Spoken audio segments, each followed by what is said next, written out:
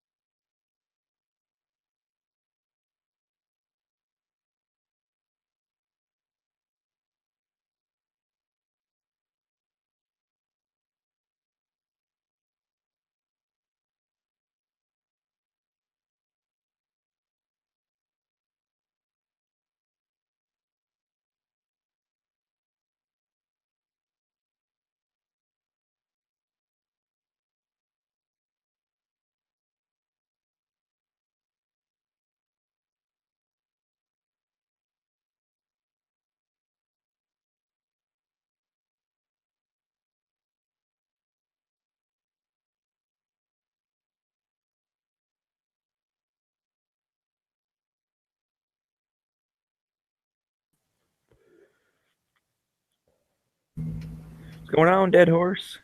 Was this the lobby? I thought this was the hot girls of the Irish Army.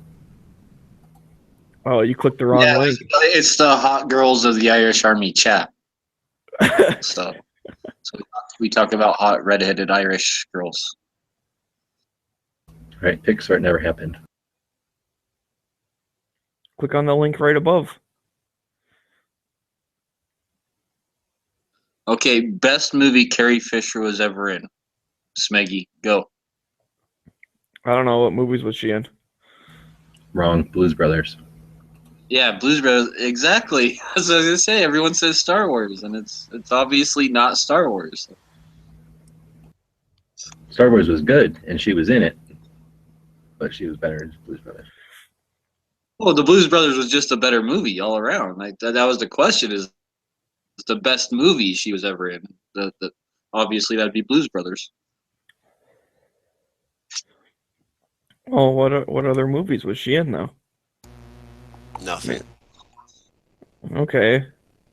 I just woke up in time. Oh, you slept through the entire AK-47 Guru Yes. podcast? Yeah, but I just skimmed through it, and I think I learned everything. With 2.5 hours of G-Web shaming me for not knowing stuff. It was awesome. And then you fell asleep. You fell asleep at the end. I didn't fall asleep. I was just sitting there listening to him talk, and I didn't have much to add.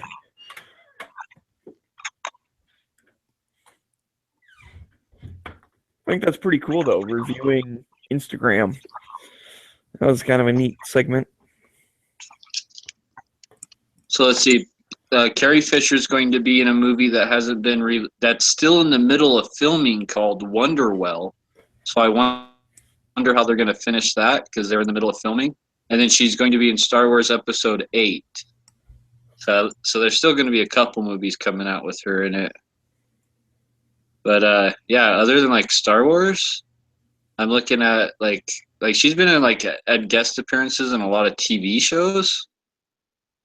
But really, for movies, like let's see, I'm still in the 2000s. I probably got to go back to like the 90s. Let's see, she was in Charlie's Angels.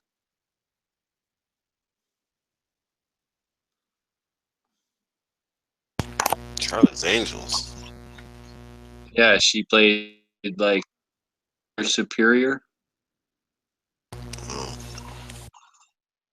Oh. Gosh, like all these movies are just like I've never even heard of any of them. She's been in a lot of stuff. Like on her thing, she does like 3 or 4 movies every year. It's just Yeah, she was in The Burbs. Tom Hanks. all these movies are just Frankenstein. Oh, that was a TV movie. Like, oh my god.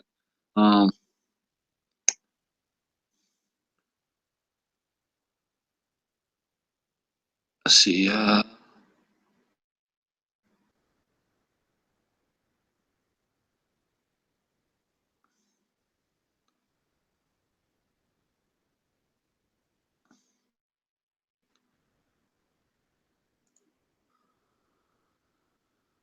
She was in the movie Shampoo right before Star Wars. That's probably what made her big.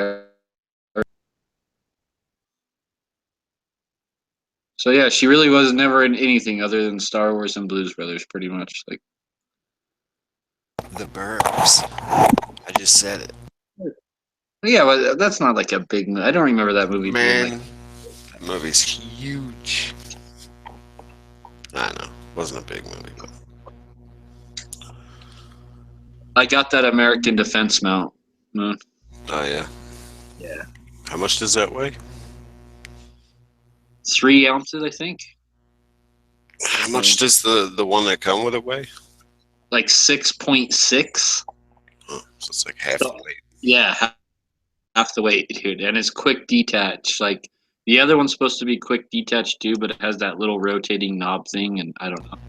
American Defense actually has a little lever, and it doesn't stick out the side of the fucking gun or anything. So, yeah. Hey guys, what happened to the Savage Side Charger AR? I saw it, and there was no side charger. Tony did a video. Well, I don't think those ones were side charging, but Travis P11, like he did a YouTube video about those Savage rifles, about the AR-15 and AR-10. Like they have like basically a like regular version and like a more deluxe version. And they're like the Saint, dude. That's all they are. They're a fucking Saint. So I was just about to say. It's a fucking Saint, but like on a billet lower, right? So that's one thing. It comes with kind of like a custom billet lower and a billet upper. So like you're getting more money, like more Savage than you are the Saint. It's like the Saint, but better. Like it's like what everything the Saint should have been. like yeah, we're gonna give you a custom billet upper and lower that's unique and like yeah, no, like that's what they should have done it to say instead of like, oh, we're just gonna give you the same exact shit like that you already have in your safe. Like that's why they were gearing like that's why all their commercials were dedicated to like fucking yoga instructor. Like, okay, like everyone already has one of these. No one's going to want this. What do we do? Okay, well we market it towards people who don't have an AR-15. Okay. Well, that's what it is. Like, hey, you want a BCM rifle? You want a different name on it? Buy the Saint. Yeah, you carry an XD.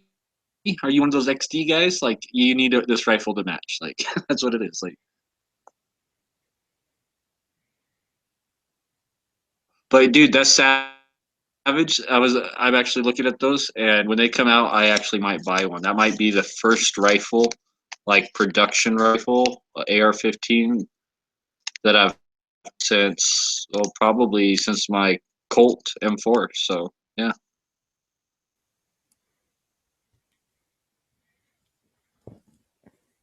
Why? What's so different about the Savage one? Well, it's a billet upper and lower. Like that's unique. Kind of like stylized. It's unique. It's I only saw like all one my video. fucking Savage rifles, dude. All my Savage rifles are like sub MOA. Every single one. Like they all shoot phenomenal. They're all great fucking shooters. They all just work. Even the shotgun, like everything Savage I've ever had. Even their cheapest $99 22 is sub MOA. I just got a video on a 22 Planks. 22 Plankster's got a video. The regular one. Yeah, so like if all their guns are fucking phenomenal, like shoot phenomenal, like I expect high hopes. And this has 5R rifling, and my M&P 15, the original one that had the 5R rifling, that shoots really fucking good. So I'm hoping for like good things out of this. Like I actually really might buy one.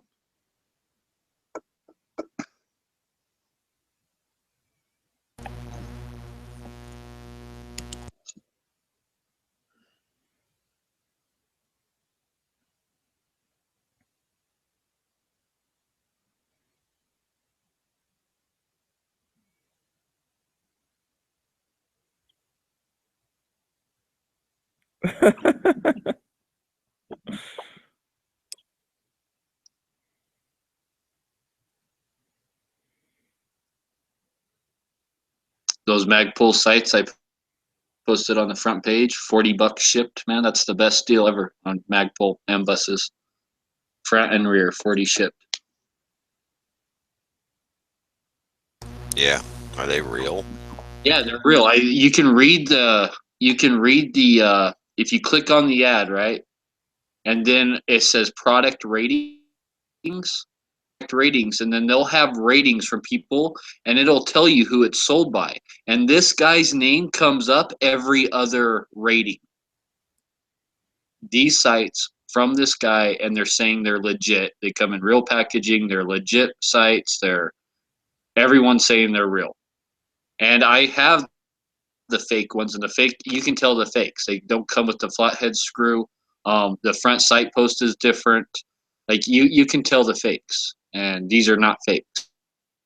Like, the packaging's different from what the fakes come in. Like everything's different about these. Like, and everyone, 49 product ratings, and all those, and like out of those 49, like 30 of them are from this exact seller, and all the people say they're real. So that's good, totally good enough for me. Plus, with eBay's like policy of like covering you if shit's not real, like I'm not even worried about it. Like, What sites? Well, I'm sorry, just joined. What sites you talking about? the Magpul M buses, I found them for $40 a pair shipped. The steel ones, or No, polymer. Yeah, the Gen 2 M buses, just the regular M bus. I was able to get a Knights Armament rear sight on Amazon for about $60 with the USMC deal on it, and That's the stolen valor side. Yeah. well, they're legit. I know there's some people counterfeiting them, but no, mine were actually legit. And that rear sight I got. I'm looking right now for a Troy FDE rear sight, the dioptic one, not the diamond one, but the AR style rear flip up sight, Troy, an FDE. Did you see? I know you're talking about Savage rifles a little before I joined the chat. Did you see Twang and Bang's video today? No. He's like talking about all the new rifles that they're going to come out with, and they're coming out with some AR based semi-auto 308 and Creedmoor under the $2,000 mark, or they were saying, which is Savage is known to be inexpensive, but they're gonna going high end and low end at the same time. They're doing a bunch of different For calibers. years, they've always had the Savage Model 10s and stuff that have, ran out well over $1,000, $1,200, $1,400. You can get a Savage in 338 Lapua right now for $899, or you can get a Savage in 338 Lapua for $2,400. So that's the kind of range they go in, like, because they make 5 different models of rifles just in 338 Lapua. So they've always made low, middle, and high end. They've always done that. So even with their 22 rifles, with everything they make, their shotguns, everything's been like that with Savage. They've always had a full line from low end to high end. I like that AR 10 build that they have in 308. Look cool. And then they also have The carbines. guy here has the regular Savage 10F and 338 Lapua, like the cheap one. Like, he got it on sale here for like $739, right? He literally went down and bought $100 Bushnell scope, and he's making hits at 1,000 yards with that rifle. So with a $100 scope, so so Yeah. like I've never heard. he's in that whole gun like under $1,000, and he's making like consistent 1,000-yard hits with it. Like, he's pretty happy. I've never heard people talk negative about Savage. Not about their accuracy. I've never heard about their accuracy. Fuck. I just heard people say, "Well, I moved on to." I've heard about their action. I've heard like guys like say they don't like their action compared to Remington, or it's not as slick or as smooth, and I've heard a lot of shit like their action's little bit more chinky, or like chinks to it. I've heard a lot of people say shit like that, but when it comes to their accuracy out of the fucking box, like, I'll put a Savage against a Remington or any other production mass-produced rifle like any day. Like, just everything I've seen, all my Savages shoot fucking great. The only thing That was I've the ever heard first rifle I ever bought. about a Savage, and they moved on to something a little more precise or more custom, and that's what they wanted after, they, I guess, stepped up or whatever. I'll tell you what, man, I spent thousands of dollars into 1022s before I ever even built an AR-15. I was building 1022s, and I was, doing custom high-end $400, barrels. I was doing whistle pig barrels and just shilling and high-end barrels, right?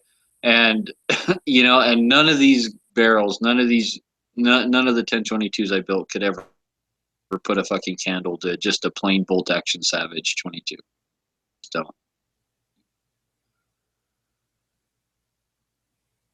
Yeah, I hear you. Right on.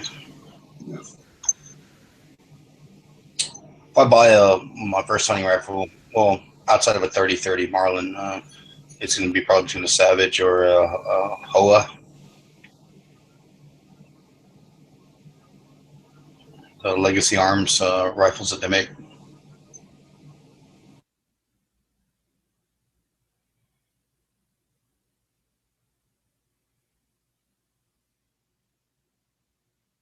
Who? Wahowa? Wahowie? Howa, Hoa. It's Legacy Arms rifle brand. I've heard pretty good rapport about those as well. Slap a Hoa. Slap a hoe on the way to kick a bitch.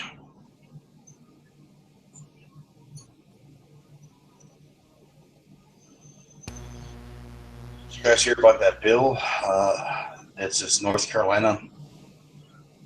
Was it a congressman or senator? I can't remember exactly. I'm paraphrasing. That he wants to do reciprocity.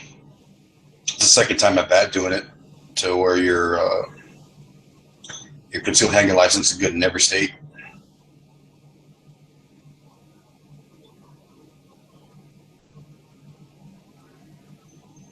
I'm still weary on that, really. I mean, If they somehow can make it where your license, like your state license, is good in every state, like every state has to accept your license, and that's it. There's like no catch. Then I don't know. Is that Well, thing? the only caveat that they said, where was it? They still had this little deal in the background saying that, yeah, they have to accept your license, but you still have to adhere to local state laws. I'm like, isn't that the issue then? Because, I mean, you go to Jersey and you can't carry hollow points. I don't see them ever getting rid of that. I mean, even nowadays when, state reciprocity, like, my Michigan license is good in 40 states, which is about the best you can get, because there are tens of states that do not accept anybody else's, and they're the ones you'd think of, right? California, Illinois, New Jersey, Massachusetts, New York, blah, blah, blah, whatever. So, but anyways, like you said, if you go there, if they have a law, some states you can't carry in a bar, like, at all. Others, it's like, if it's like a restaurant type thing, you can, like, as long as you're not drinking or whatever. And others are, you can carry here, you can't carry there, blah, blah, blah, whatever. So that makes sense that you'd have to follow the state laws that you're going to. You can't just be like, well, I'm from this state where you can carry everywhere, so now I'm coming into your state and I'm going to go to a stadium because in my state I can.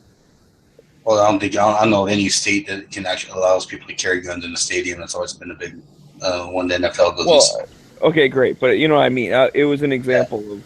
But one of the things also they included was that anybody who lives in a state where they have constitutional carry can also be is going to be granted in that bill that they're proposing.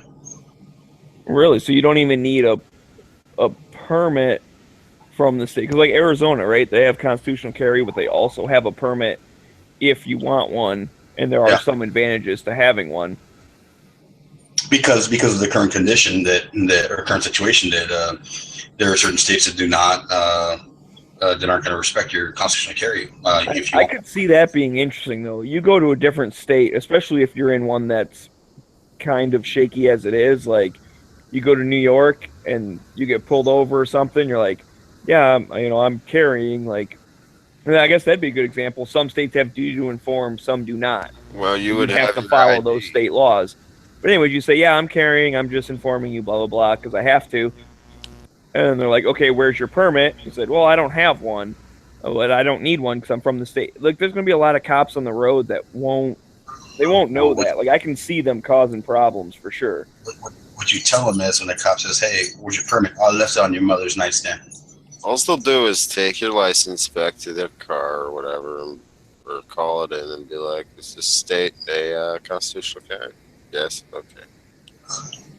Yeah, in Texas, you have to. I got any warrants, felonies? No. Okay. In Texas, you have to declare if you're carrying. You have to let them know that you are carrying, and you have to present your ID, that your permit to carry. And then what else is we got here? They have the 50-50 law. Any bar, basic bar and grill, if you will, that serves more alcohol than liquor, they have that 50-50. You can't carry in there. Which I always wondered on that. How are you supposed to know what their finances are?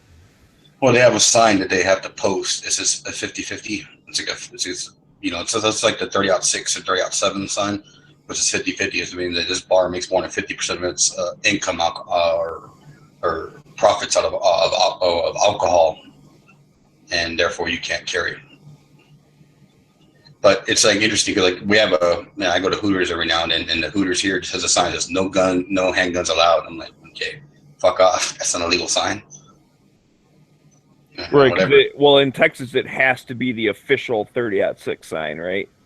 Has to be official formatted sign in English and Spanish.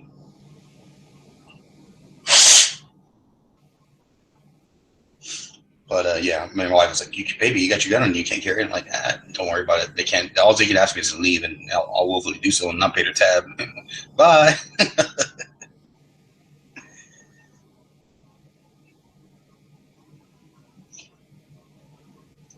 G-Web said I could do it.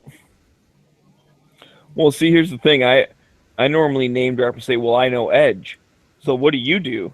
I guess you just say, don't you know who I am? That's right. I thought, don't you know I am, motherfucker? I'll put cases on all you bitches right now. Shoot program. God damn it. Does anyone else follow the NRA YouTube page? Who the fuck are you calling a bitch? Right. Yes? No? Anyone? Nah, I don't. Normally, like they'll post a video every once in a while. The other day they posted like fucking 100 videos like 2 seconds apart from each other. Oh yeah, yes it did. I can't stand. I mean, I get it. They're trying to get their stuff out there, and so they have these like long shows, and they break them up into like 2-minute videos. But dude, don't post them like at the same second. That's annoying as hell. Like either post the full format video or post certain segments from it like spaced out. I got to ask Maggie, what is your longevity this winter? Are you going to make it all the way to March? I'll make it year round, dude. Jeez, I am Magic Snow, but yeah, right now it's freaking. What are we at here? Let me update my thing. It's 12 degrees and it's flurrying, so I'm getting nothing but stronger.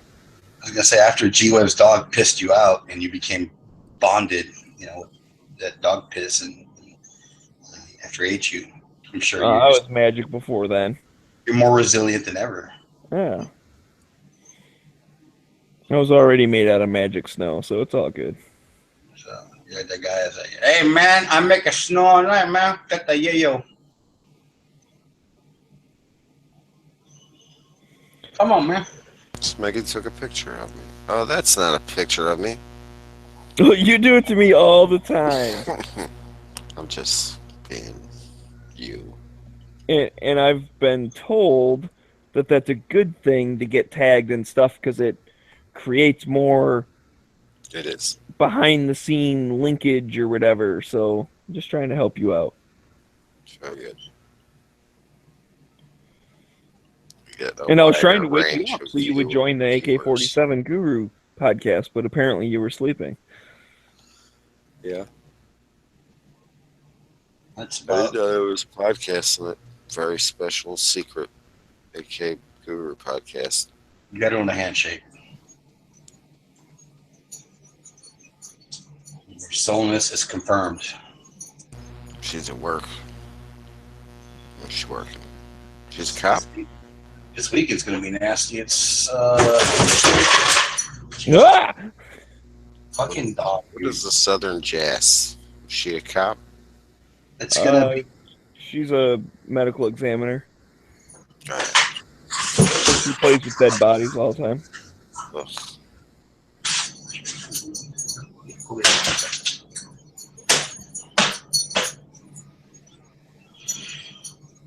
Right now, it's going to be about 30 in the morning, and it's going to be, I think the high is like 35, and then Saturday is going to be like the high of like 26 tomorrow.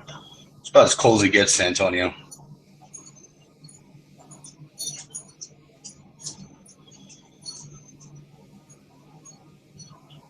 I like to watch the North winter for my TV set.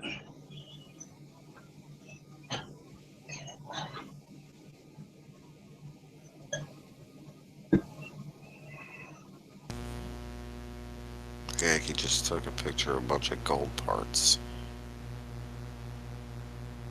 Spread a 92 pimp gun.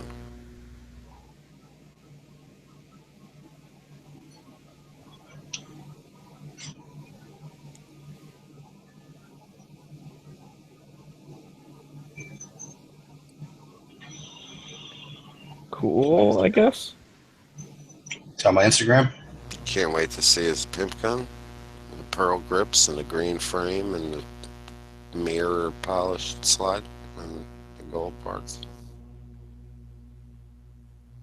What's that? You talking about his Instagram page or Yeah, his Instagram. that video I shot of my daughter shooting my Glock 19 hitting the steel? Man, it's almost 8,000 hits now. Like wow. Holy mackerel.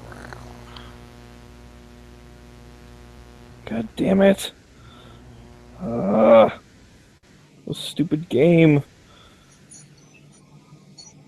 I know this website where you can buy parts to rebuild your arms and legs, and they sell them at a premium. You know, like $300 for the arm and the nose, smeggy, and you get a discount.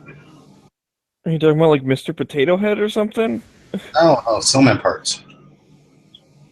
Really?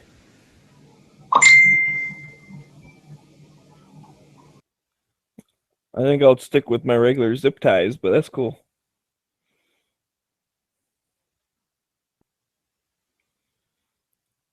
So that's what my eyes and arms are made out of, is zip ties.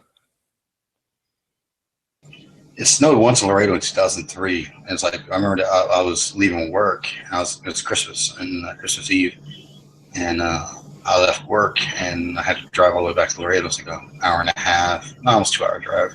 And they were telling me it's snowing. I'm like, yeah, what, hell froze over? Nah. And then we get there, and then we're all, it lasts like 11 in the evening. But of course, people had to make these pornographic snowmen. That just having too much fun that evening.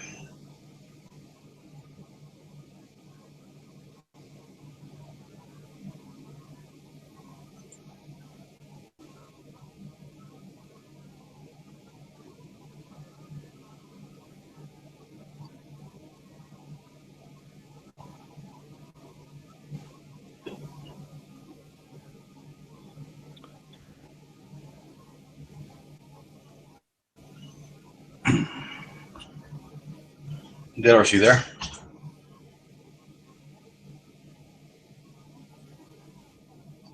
Yo. Have you seen Savage's ARs, or at least the one that they're going to? I don't know if they have in the past. Their carbine and the Blackhawk furniture and handguards and butt stocks. Yep. And, they're like going for like 700 or 800. They look better than the Saint, I'll tell you that. Well, I mean, it's like anything around, in the industry. Is it once it gets hype, everybody's like all about it. Like it's like looking at the MMP 2.0. Okay, so you can stipple your own grips, to make them tackier if you want to. Maybe their trigger's supposed to be a little bit better, and you need who realistically uses front cocking serrations when they're only on the bottom of the slide. And It comes with one more extra, or two more extra grip. What do you call them? The fucking hand and the grip deals. The grip inserts. Yeah, and it comes with small, medium, extra medium, large, and extra large or something like that.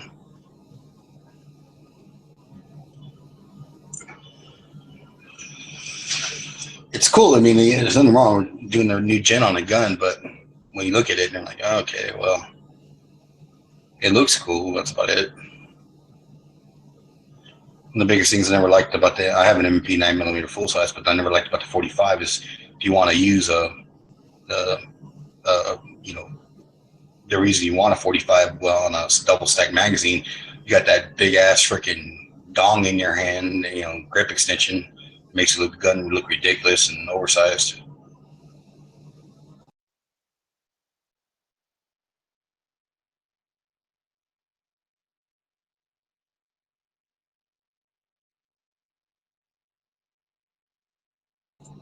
Have you checked it out?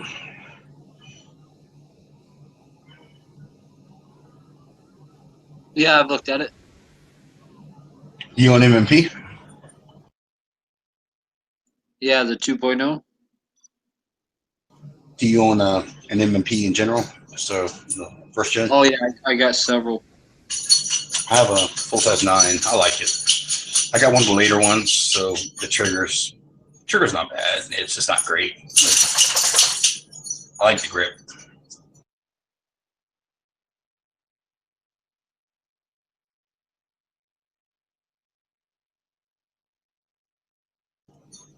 I was thinking about, I want to put that Apex flat trigger on it. If I ever save the money to buy that, it's like $200, I think. I just use the regular trigger and just buy the Apex internal kit.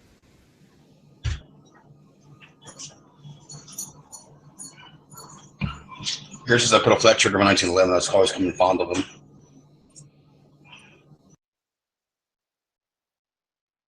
Just have Dead Horse 3D print the shoe and get the sear. That's all you need. Sear's like $40.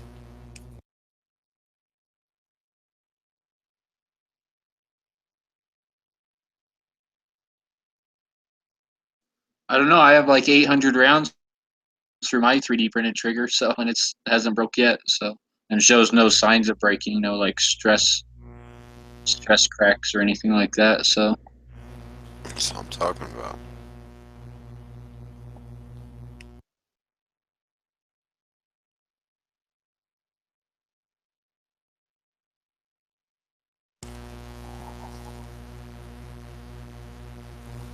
Anybody see the little things that Hash is printing on his Instagram?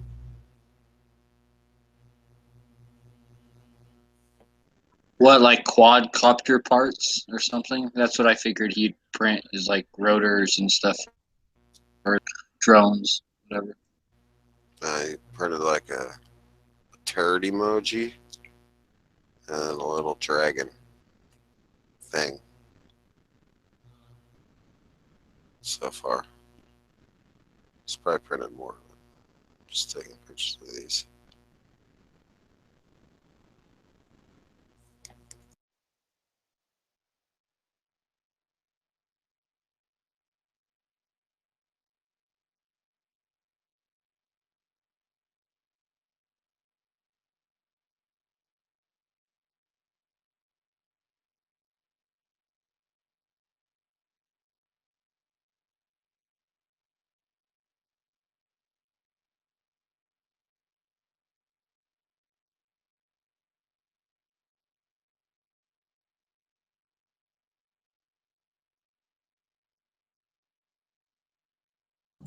It looks like it's gonna be a long winter.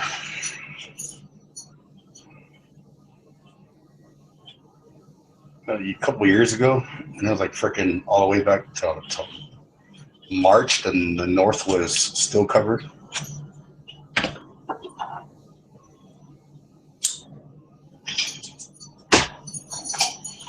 started those bashes when I parked the car at the bar. I could never dig it out of the snow for fucking 3 months. With the ice, because it got iced over.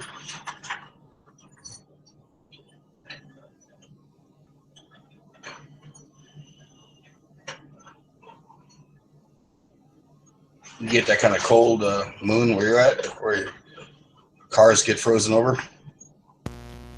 Yeah. Depends on what kind of. What do you mean, like a shell of ice over it?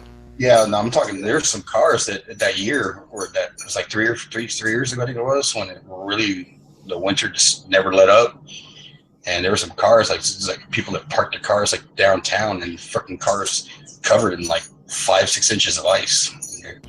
Yeah. It's happened once or twice. And their car is basically stuck. There's like a little thought. Well, we have to wait till it thaws out. If you want to fuck up your car trying to dig it out.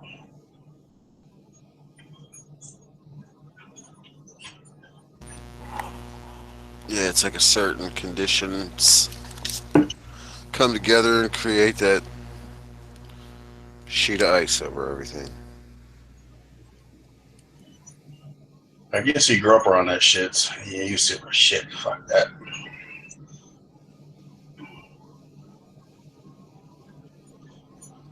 We have our doors frozen shut a lot of times.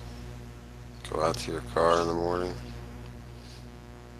Well, I mean, most of the houses you have like a weather door, and then a little area between that and the door and the front door. Yeah, those parts.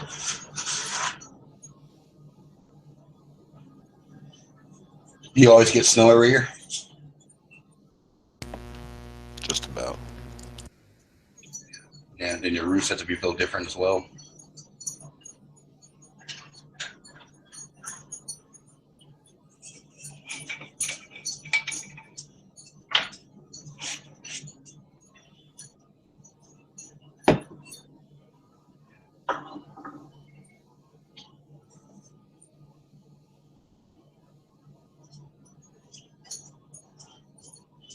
There's snow in your neck of the woods, Deadwood. Deadhorse. In Utah? I got 4 feet of fucking snow in my driveway right now, dude. And it's snowing right now. Like 4 feet, and it's snowing right now. So It's a dumb question. I just assumed.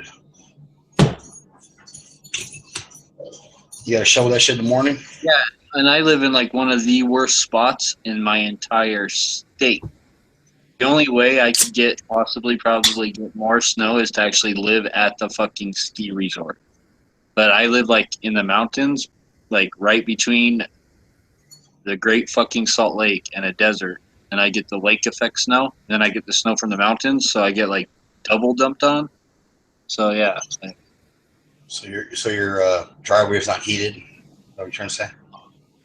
Oh fuck no, dude! I got kids. They shovel that shit. I'm not paying no natural gas bill to fucking heat a drive. I'll deal with the ice and snow on it. I got kids to shovel that shit. Yeah. I'm lucky to get my dog to wake up, in the morning to take out the dog, to go piss. Well, I'll tell you what, a belt fucking makes miracles happen.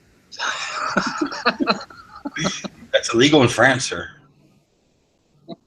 Well, this is fucking America, so. Shit. Yeah, I was hearing that shit there. I was like, good lord, dude. My dad would be in prison, according to what they're talking about. My dad used to whoop my ass like it's fucking nobody's business. Yeah. I've been firm with my children, and my youngest one, I had to spank her several times when she was younger, but I was like, there's always out of discipline, never out of anger. I saw my wife time come home like, go away. My son since he was 5. Like my own son, I haven't had to spank him since he was 5. He's 15 now. Like, and I don't have to tell him ever. I never have to say ever, and I mean ever. I never have to say, "Hey, is your room clean?" or "Clean your room," because he keeps it fucking spotless. Like his shit's cleaner than my shit. Like he's more organized than I am. Like so, I don't ever. He gets straight A's at school. Like, and I haven't had to beat his ass since he was 5. So I think that shit works. You just got to do it at a young enough age to straighten them up. Yeah, well, my youngest daughters are pretty good about it. I had to, threaten her like, hey, don't think you're too old for an ass whooping. Then don't make me go there. And then she's like, so I'll tell her, I'll be downstairs. Hey, come here. She calls her. What? Excuse me? What is not in your vocabulary, my friend? See, and my step kids, since they're not my kids, I don't lay a hand on them, right? But other ways of dealing with them, like I pay for their phone bill, right? Like, back talk me about shoveling the driveway or doing it or mowing the lawn or some shit like that. Then I'm like, well, hey, I guess you don't need your phone this fucking month, do you? Click. So I guess you don't need Xbox Gold or whatever. As pathetic as that sounds, I mean, it used to be the way what they used to tell you when you were a kid, like you can't go outdoors. That's how you're grounded. You're not going outside in 2 weeks. Yeah, that doesn't work no more, man. Because that's the only thing we had to do was go outside. There wasn't shit to do in our house, man. All the fun. We had like a console, but it was boring, and you played that like in like when the rain came because you get on your television, your Atari and shit, and do something like that. But other than that, yeah, I mean, I tell my daughter all the time, like, I was as brown as a bean as a kid. Despite my complexion now, because I was always every summer and every day after school, I was, on my bicycle, hitting the streets, tearing it up.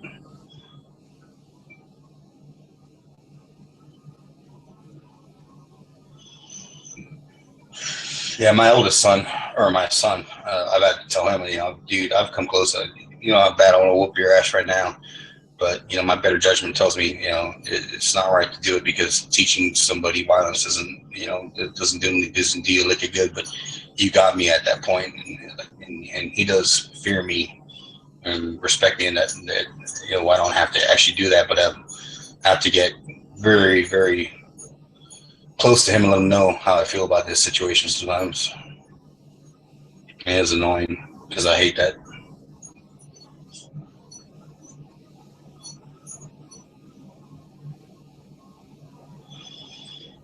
I remember those stories of my friends I used to work with. I worked for Radio Shack for a while, and they'd be telling me about getting a switch. Their mom making me get a switch. And like, well, what would stop you from running? Because then my brothers and sisters would whoop my ass because they were told if I ran, then they were going to get whooped next. That's oh shit.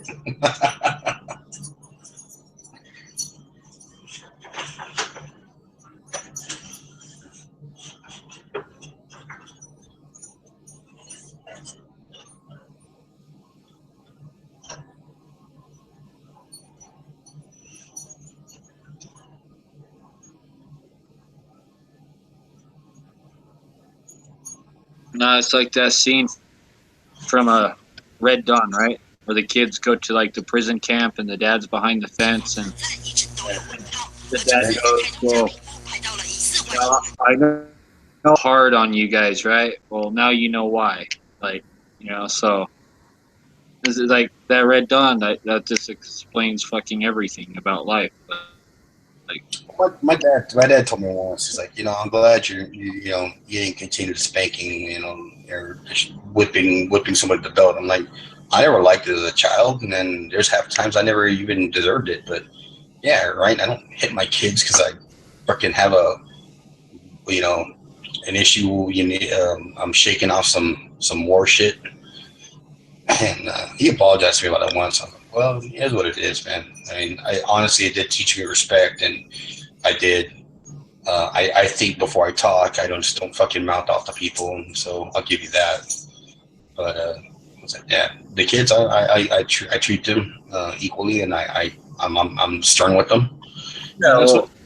Well, Edge, I suffer from that same condition. See, I also too was spanked as a child, and because of that, I now suffer from this condition known as respect for others. Mm-hmm. So. No, I mean, I don't disagree with it necessarily. It teaches you, okay, yeah, like, yeah, you know, your dad or whatever, your mom can beat your ass as a kid, but it also teaches you in life. There's always someone out there bigger and tougher that can, you know, take you behind the fucking tool shed and take care of you. So, you know, like, just fucking, you know, so treat people, you know, with respect, right? The only byproduct of it, I'll tell you that I observed is that I don't like taking shit from anybody anymore. Because my dad can still call me to this day. He's like 70 years old. I'm 40, and he's about we kind of are a match because he is the only one who call me out. And when he has, you know, people always have their moments. I'm the only one that can kind of clear his head too. And it's weird like that. To this day, he's the only person I can sit there and go, okay, I'll shut up. 40 fucking years old.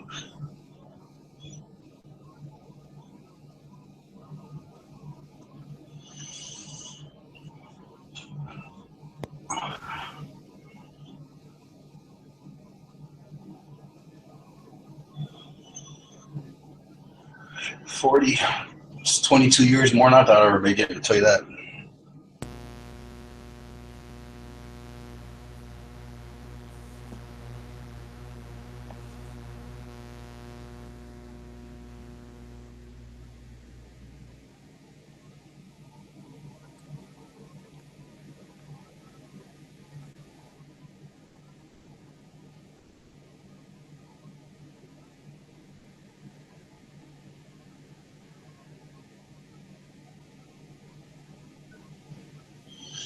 So what else going on tonight, fellas?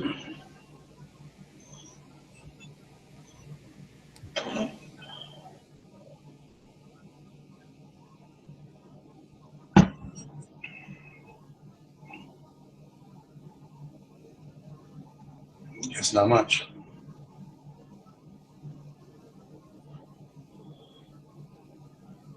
Oh, I'm shopping right now for a trigger guard because I thought I had everything for my build, but I guess I don't have a trigger guard. How many shit? You're always on a build. How many builds you got, son?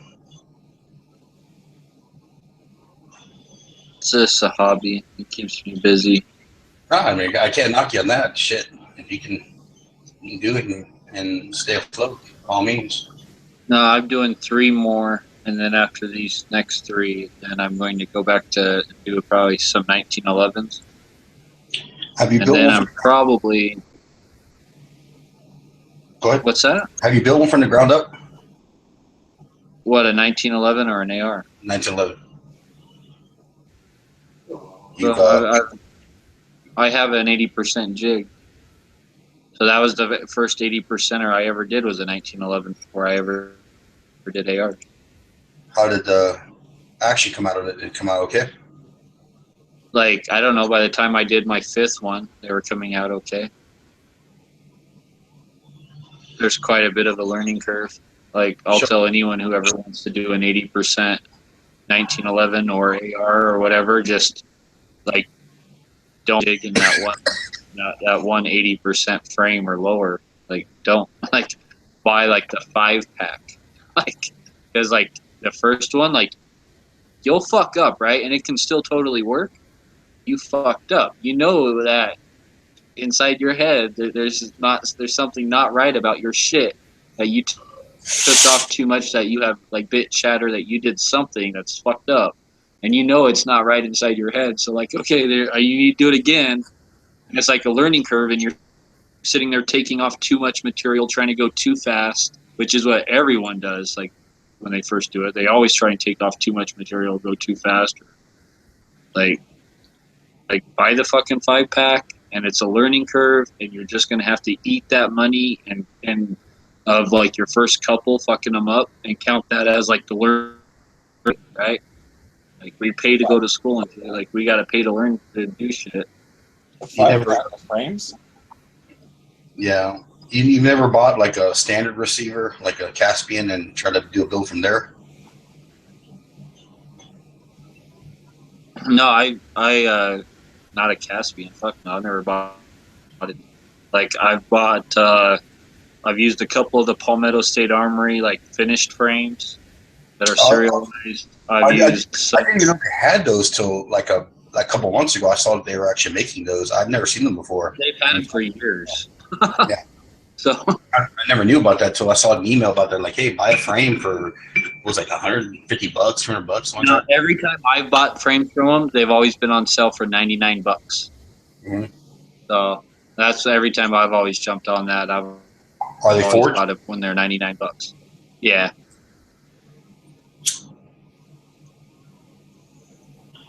I've seen that guy praying Mantis or whatever it is, and when he does his builds, and he's fucked up a bunch of them, and he's showing basically how to get past some of the stuff that you need to do, because one of the hardest things is All I can say is it's a fucking learning curve, and plan on buying. Like, the jig I have is a $400 jig, and I wish I would have bought this other jig that costs like $600, because the jig is a big part of it. To make 1911s? Yeah, when you're doing the slide rails. How much are And 80%ers? yeah, 80% No, frames, the How 1911. much are the 80% slugs that you put into that $600 jig? Oh, anywhere between 40 and $80 usually. Oh, well, I guess that would make a deal then. Make it worth it. But you're still putting significant money into a 1911 to make it from a frame to a gun.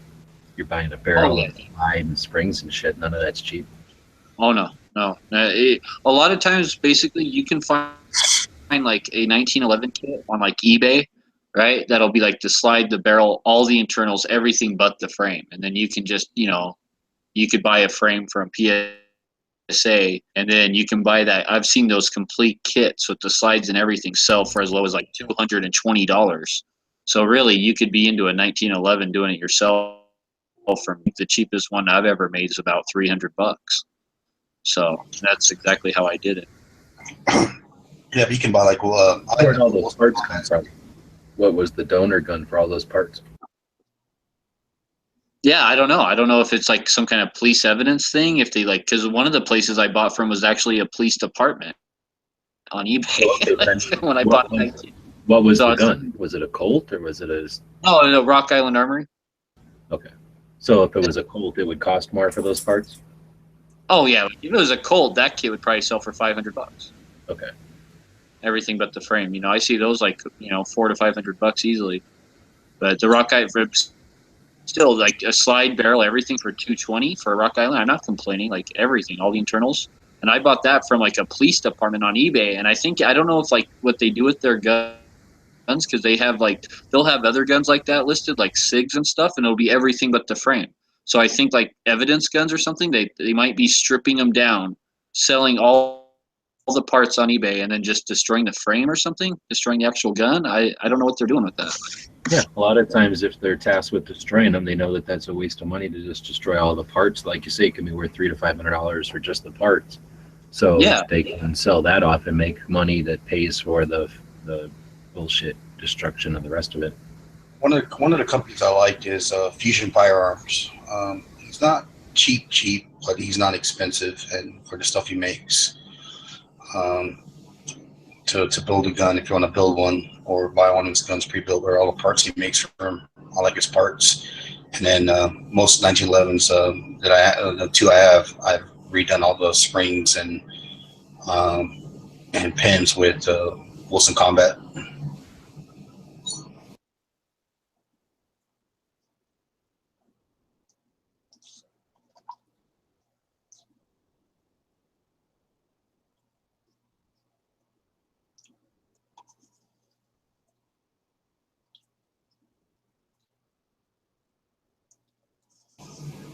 But I really like working on 1911. It's taught me a lot. Again, like you said, fucking up. And on a video I did about customizing one. I've messed up a lot of parts and learned how to fit them properly now, and do a lot of mods to it to where I'm comfortable working on my own guns. 1911, which is some people say is the most finicky gun there is. You're telling me. You got a camera there? Yeah. Here's a giveaway that they're doing. one for just one of those USSSA or whatever it is, where they're giving away 15 Kimbers, $1,500 to buy your own Kimber if you win. Mine's jammed, dude. I can't get it apart. Oh, there. There it is. Ew. You did it. I did it. Yeah, I've seen the Dora song. The who? The Dora. Who's Doris? Dora the Explorer. Oh, God. The Explorer. Didn't her visa expire? We started the dog catcher and the dogs got away. We did it. We did it. We did it again.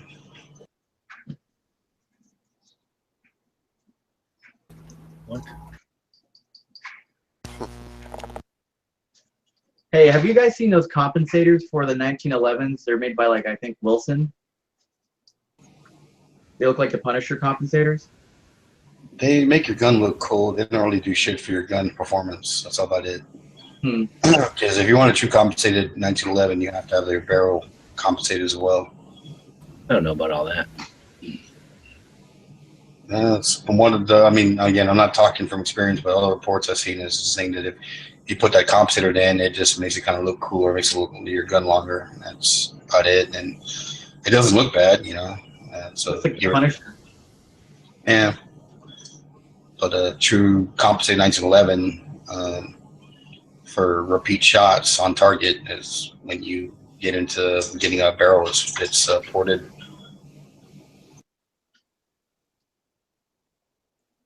Are you talking the compensators that just replace like the barrel bushing, and then put all that extra? There's that kind, but then there's also ones Side. that go on the barrel and are part of the barrel, and they're all complicated and shit. Well, as long as They thread them on. Yeah, like you the get it threaded threaded. ones, would be, like legit. Like that would be legit. Like the ones that replace the barrel bushing, I would stay away from those. Those are cheesy. And yeah, like there's lots in the internet of not only those broken, but broken slides because of those. So, like, yeah, I would never do the barrel bushing thing, but like a threaded barrel one, sure. I didn't know that. Thanks for the info. Holy crap. you got to think about it, that thing's slamming back on the action every time. You shoot a pistol. Is anybody in Vegas yet?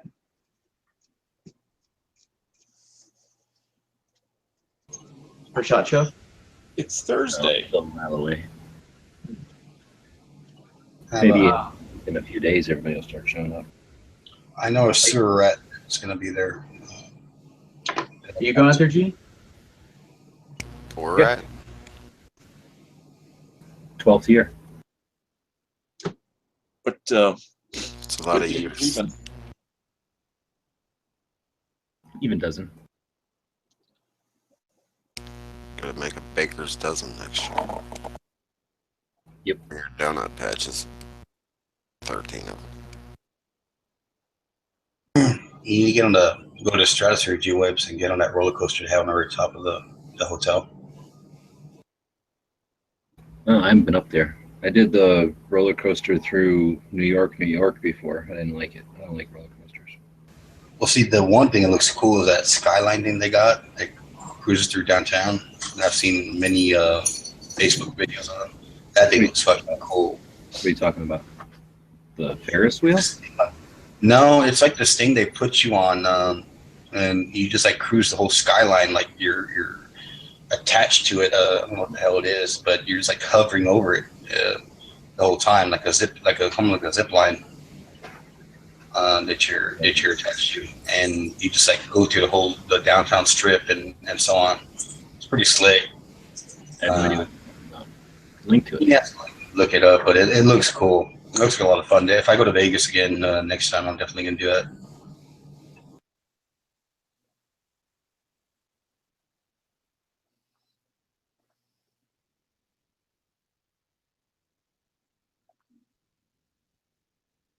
See if I can find a link to it, a video of it.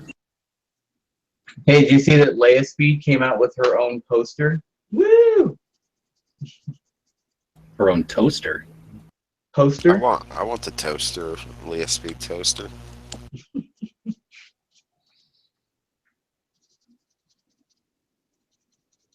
She's like, thank you so much, Brownells. Yeah, she's a shot. you're talking about Brownells. inside the old Vegas Strip, like where all the lights are. No, this is something else. What the hell is this? Yeah, this is like the old Vegas Strip, I guess. It looks scary as shit. They can't let people just do this, do they? Shit, they do. You do I this? found a link. I found a link. I would not do this. I would do that shit. Yeah, fuck yeah. You only live once. This isn't the Strip. This is the Frontier No. Street or whatever. What do they call this? Where the lights are up in the air and you zip down. You're probably like 2 stories in the air there, though, or like the top of the 2nd floor of a place. So hell It no. looks like a blast. What? It looks like fun. Yeah, you'd be doing gross shit to people down there, spitting on them and different things Yeah, down be there. like, hey buddy, I like you. Hot loogies on them. Look how high it is here. This ain't insignificant height right there. Oh, That's crap. to the top of some fucking building. Yeah. And it must go down into there. There you go. That looks like a blast. What is that? Zip I line? would not want to be just minding my business and have somebody fucking puking up there. Hell yeah, I want to do that and puke on somebody. A bunch of people. Yeah, Or Yeah, like a big line of really bad. crop puking. That's No, why I'd have my Crop I'd puking. have my beer in my everybody. hand. I'd share my beer. I'm like, here you go, buddy. A little sip for you. A little sip for you. I really can't. I would have never thought that this would be a thing. Like the liability and the danger and everything. It's crazy. Get your head sheared off by a cable somewhere.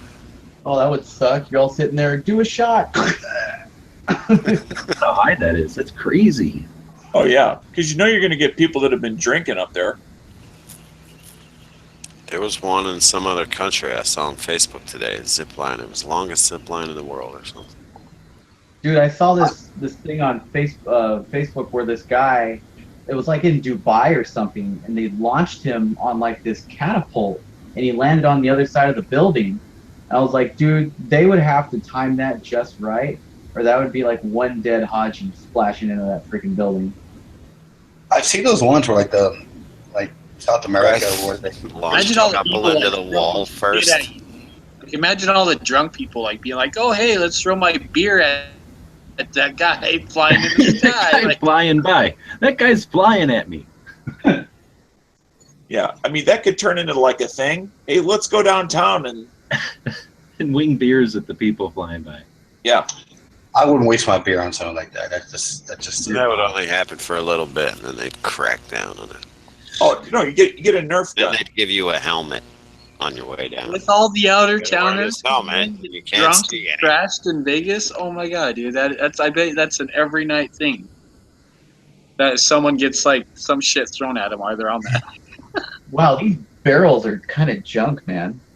The last time I was in Vegas around 2010, the best time I actually had was in that area, that covered area downtown, because it's cheap to drink there and have fun. It was it was a great time. So, like, how much were the escorts down there? I think you told me last time that you only paid like $50. You got 2. Well, I mean, that's between me and those people, but it's personal. And they were guys, but that's my business. Hey, man, what happens in Vegas, brother? There's a Still place no- called. Still So, no like- text messages from Bob. Yeah, I guess not. Dude, I want to go this year. I'm going to see if I can pull out some. I don't think I'm going to be able to find a hotel, though. I might. Because this is going to be like the celebration year where everybody's like, yay, the Wicked Witch is dead. Kind of like after like Sandy Hook and then like all the amendments failed. And then like that year, like, what was it, like 2013, everybody was just like high five and it's like, yeah, we did it. I wonder I wonder how many drunk guys are like, yeah, let's go on this ride, and this like puke down on everyone. That chick doesn't look like she's having fun. I didn't realize I was muted. So I guess this one is on Rio. I'm thinking it looks like the lights by Rio. It's cute. I don't know. I've never seen the zip line. It looks like you sit in a chair for this one. She's having fun. She's about to pass out. You see, I would have like grabbed her titty. Not, I wouldn't be grabbing her arm. Oh my god. Yeah, she's Right, come on. That is a very tall building. That's awesome. Off the She's top of Rio. But that's on the regular strip. Yeah, I was that's just laughing now. Fucking highway. Because that's the other. Oh, no, that just went to the other building by Rio, I think. Yeah, Holy she didn't open up her eyes until like 2 seconds before they landed. That's like across the whole like parking lot and the casino part of the place. Are they gonna go backwards over it? Oh, If fuck that off. No, If I was that dude, that's how like my arms are toned. Why aren't your arms toned? Your arms are pudgy. You know. There's something wrong with that guy. He's a psychopath. And she's just reacting normally because it's fucking insane. And he's just like, oh, it's no big deal. I'm just hanging in the air above a fucking middle of nowhere by a fire. It's no big thing. Yeah, it's like he was enjoying the fact that she was not. Yeah, So he's like, oh, and I paid a lot of money to go to Vegas, and I ruined it all because now she's going to be pissed the entire rest of the fucking time now. Because this is a horrible idea. What was I thinking? That's that Guido from the Jersey Shore. Yeah. Do you think she's going to want to go back to the room and have a good time? Yeah, no. She's going to go back and find out about how. If she was me, she would. He just used up all her orgasms for the next year. Yep. Nothing falls off. Whoa, I went the wrong way. Hey, Edge is over here. Go right. It looks fairly boring, though. I don't think I'd want to do that. Wait, could you send your kids out on it? I don't No. That's crazy. Like, oh, you got a radio there. So when you get stuck in the middle on the top of the thing, you can just have that little radio. You figure out how to work it. Yeah. No way. They let little kids go on Right in the pussies. with a seatbelt, and that's it? Oh, no way. You got handles on the side of that seat. You see? She's going by herself. No, that other little kid. They just take his shoes off. What the hell? Yeah. Here, if you got to climb down from up there, we don't want you to have any shoes on. Well, if he just had like flip flops, you could could have drop the flip flops.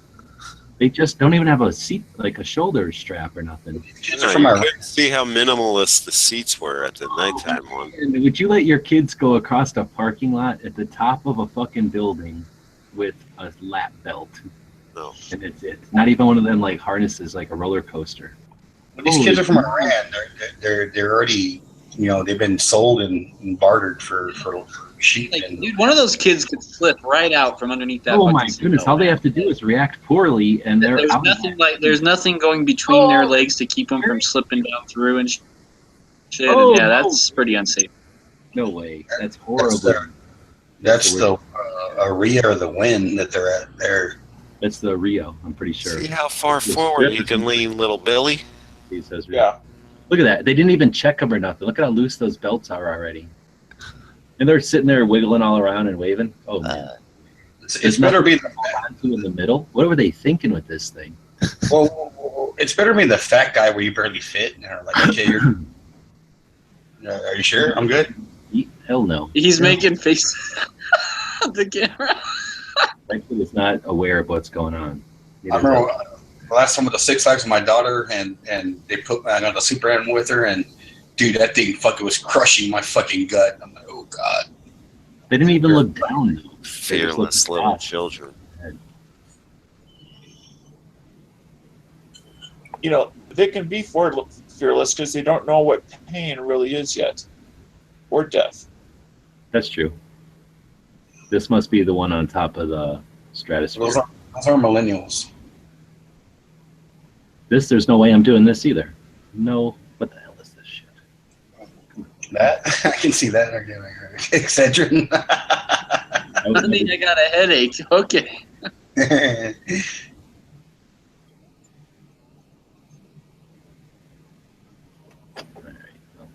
All right, I love you, but I hope you don't die, and nor do I. So Nice So- haircut, dude. Up the stratosphere. All right, quit it. He's got so many curls. it's like the guy from Like, get a haircut. It's a Jewish fro. Leave him alone.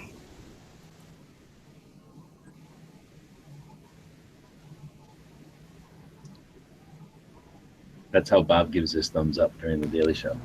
We just don't show it because it's creepy. By the way, I don't know if you ever heard or answered my question. Any text messages from the dude? No. He's This just is the like- other angle of that thing. Oh, fuck that. It's one wire. And then another little wire to drag you back. That's one wire. Fuck that. Plus, it looks boring as hell. You're shooting into another hotel. That's just danger with no what do you win? Nothing. You just look at the side of a hotel as you die. YOLO. At least look at that kind of view or something. There's another roller coaster. It's a bait and switch. We got bait and switched on this one. And that guy with the nice haircut. Oh, he's so cute. I think he was trying to be that guy from. This is the one I was looking for, and this thing is nuts. Why the hell would you ever do this idiotic, stupid thing? Like, I can understand, like, oh, okay, one human body on a bunch of metal. Okay, great. They're gonna take this entire giant contraption and take it over the side of a building with a bunch of lives on it. That's insane. That's just you're just going up to physics and saying, "Fuck you, physics. Fuck you, gravity." Dude, and if that thing broke, it would launch you out across the strip, and you'd probably like go through a hotel at like 120 miles an hour. Oh, when it's actually whipping around? I never even thought about that. I was just thinking, it felt like you're not just falling down, like, oh man, I fell down off this building, that hurt. But now this giant contraption's falling on top of you. Like slingshot you across the fucking stratosphere. Look at this guy. He's all like, I'm gonna climb up there. I don't give a shit. This one I can understand because you're not gonna die from it. All that'll happen is you get stuck up there and it's scary, but you're not gonna die off of that. Well, if you slam into the ground at the speed of gravity. Yeah, maybe, but you're not gonna fall off of that little up and down chair. And this thing no, here, you're not gonna fall off. Stupid as hell. Look at this. They just point you down at the ground and like, here you go, you're gonna die. And then I guess they stop it from not killing you. But that's ridiculous. That is ridiculous. Like, I want to commit suicide. Yeah, I don't like it. I'm not willing to commit to it.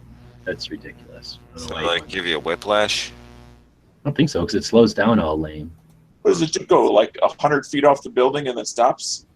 No, it just takes you over the edge and like it's gonna drop you and then it stops. Like this one here I'm okay with. This one's easy. But this next one here is crazy. There's too much of this guy. They should have like an actual video without this guy. So that does that over the edge of the building on that little toboggan. But it only goes like this. See how it slows down right there? It doesn't really go fast. It just does it. So it makes you piss yourself. Doesn't seem to go very far either.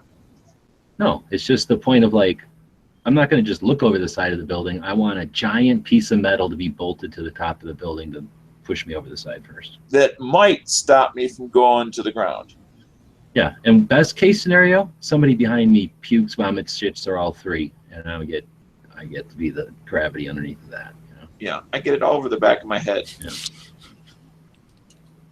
That's the worst video ever. This guy sucks at making. And there's Mr. Haircut.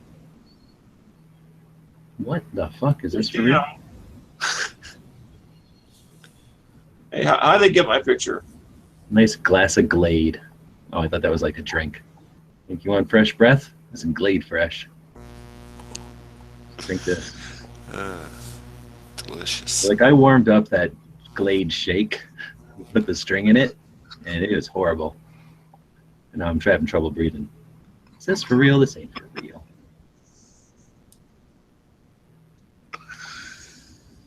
They have roller coasters that you go off the tracks. I don't like the sound of that. They gotta put it back in the tracks every time. No, like there was a gap in the circle, and you would, Like jump the rails. yeah, you'd have to leave the rails and come back. No water roller coaster can be scary because you can't die in it. There's water. I think somebody died in one last year. You could die from One of the those ground. log flumes. Haven't you ever heard you can drown in a teaspoon of water? Well, but I mean, it's not like a regular roller coaster where you're going to plummet to your death. You're just going to plummet to a bunch of water and splash down. This isn't scary. No, it was like a water slide where some kid got decapitated. Apparently not that dangerous. Like he bounced up or something, and then his head got caught in the net. How is this deadliest? This isn't even exciting. This is boring. This is the boringest roller coaster ever made. Yeah, that wasn't I dangerous. was going on the Like 120. That might be the one that goes 120 miles an hour. G-Webs. That might be that super fast. Oh, when I was a kid, I was on Viper in they're not sitting on like anything. Los Angeles and Magic Mountain in Valencia. And as I went over like the second loop, my freaking my harness came open, and I slammed that thing back down. And I went down. And I told the ride attendant, I was like, "Dude, my fucking harness flew open." And he's like, "Oh, I'm sorry. Usually they shouldn't do that." I was like, "Usually?" Oh, really? Dude, usually that doesn't happen. I was like, "Usually I wake up and have a headache. Usually, like fucking the Dodgers win sometimes. This thing shouldn't freaking open." Yeah, I don't like this fucking ride. This ride just looks like annoying. Screw to the sky. Usually those fast roller coasters try to like make you accelerate from 0 to what their top speed is and as fast as they can. Like the one I was on, it was like 0 to 90 in 2.5 seconds or something. When I went on a Superman with my daughter, I was cool till, like you said, they had these really fast turns and twists and loops. And man, it made my neck. I have issues with my neck, and it fucking made my neck like just twist so hard that I got off, and my neck was all jacked as I got off because it just twists your neck so hard. The turns, and I felt it right away. It's like this crack, and I was fucked up.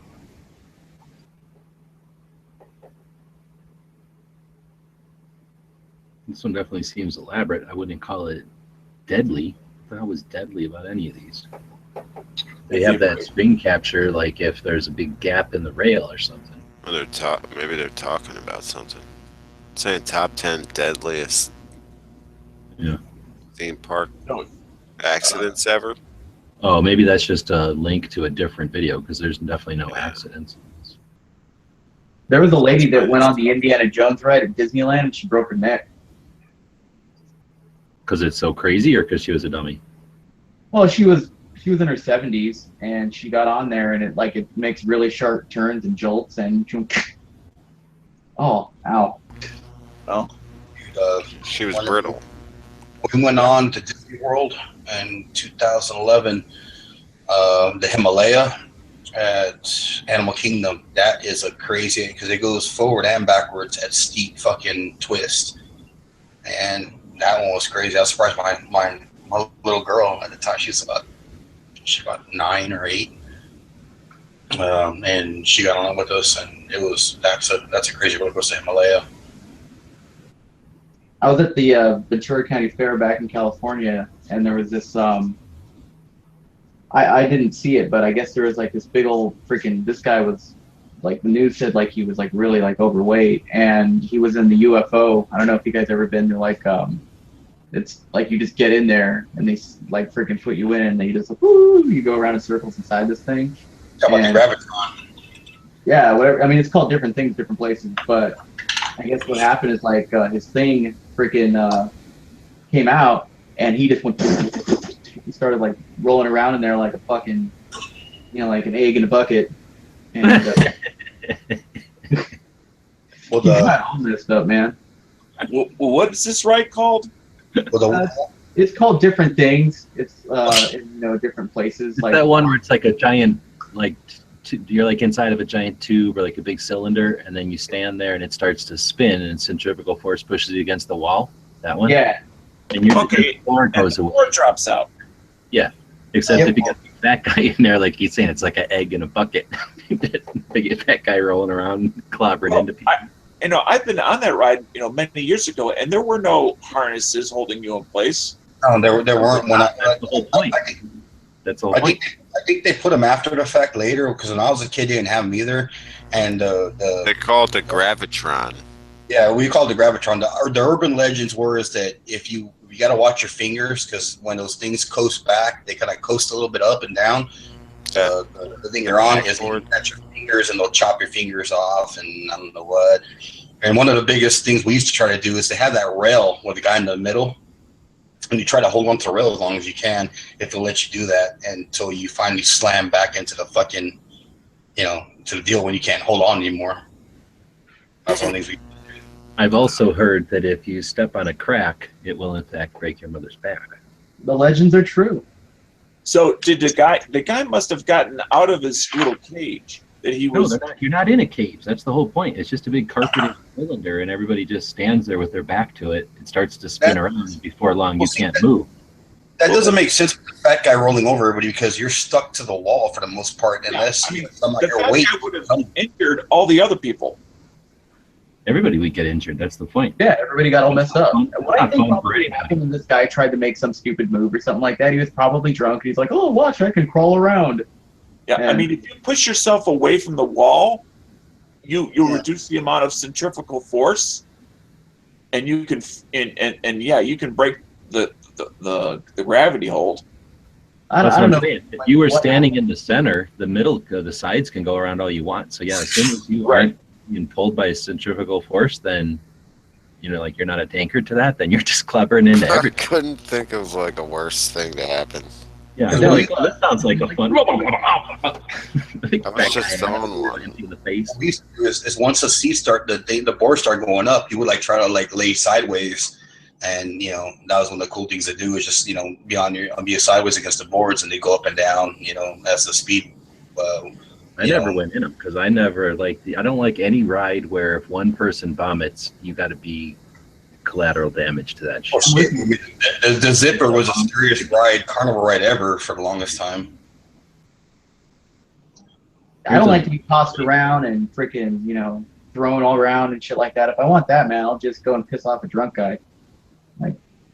Oh, when you have fun is when you go to a Mexican carnival, like in Mexico, and they're known for like having issues with the rides and fucking carts flying off and shit, and you get all Yeah, this.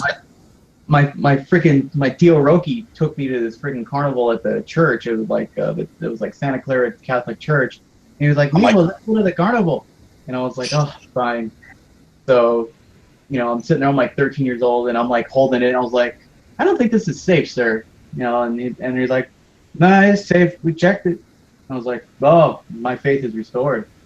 And we get in there, and like I'm going up, and then the ride stops as it's about right to make the dip. And then it starts going like this, dick, dick, dick, dick, and starts going backwards. And I was like, oh shit, oh shit, oh shit. I almost fell out of Excalibur at Astroworld when I did the loop. My dad, put me back in the seat when he saw me kind of coming loose. Oh man. Yeah, the rides that actually have the most accidents is Magic Mountain. Those are known for having accidents, and of course carnival rides because they're just put together with like freaking. Well, Magic Mountain's indoors. I didn't even know what I was getting on when I went to it the first time in Disneyland. I was like, oh, this is a roller coaster, and I waited in line. I got into it, and I was like, whoa, this is fucking. And we get onto it, and it's all indoors, and it's kind of fucking. Some guy lost his hand. He was going like this, and I guess you're not supposed to do that, and he lost his little arm. No, I didn't even know what I was getting onto, and I was like, okay, Magic Mountain doesn't sound like anything. I've never heard of the rap behind it, and I got on it, and then I was like, God damn, I just get my arms tucked in and fucking just held on for the ride. Yeah, it was like Star Tours for now on. Shit.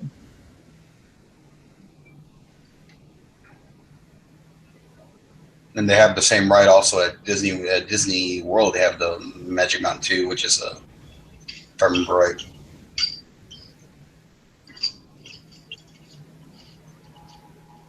Somebody's having a salad. Salad with lemon juice dressing. Ah.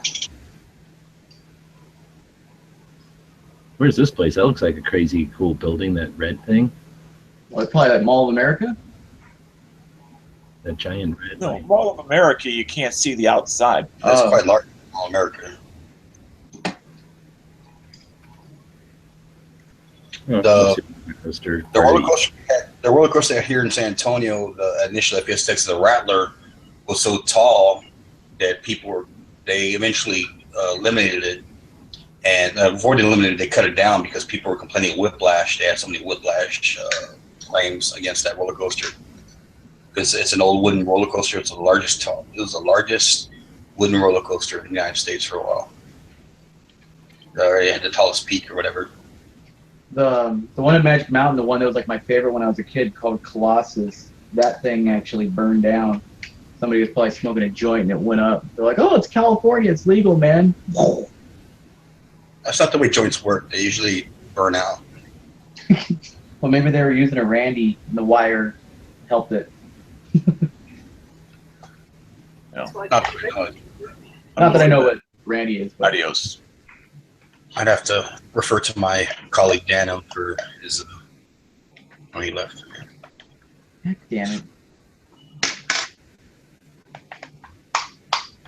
Dano watched a lot of Fantasia and burned a bunch of doobies back in the day.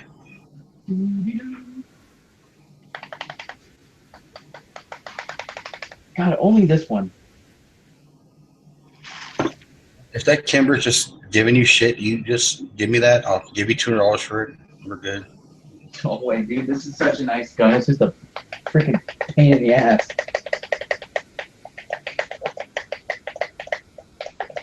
Yeah, it constantly gets stuck like this. I don't know why. It's called Contra Indios. English. It's Indian proof. Indian proof.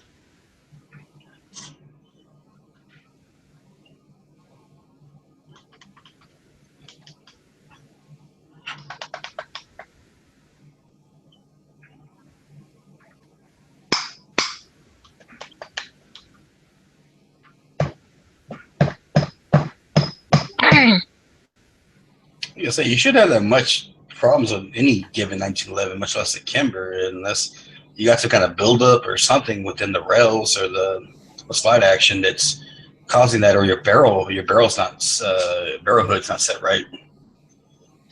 It's binding. I don't know, man. It's weird.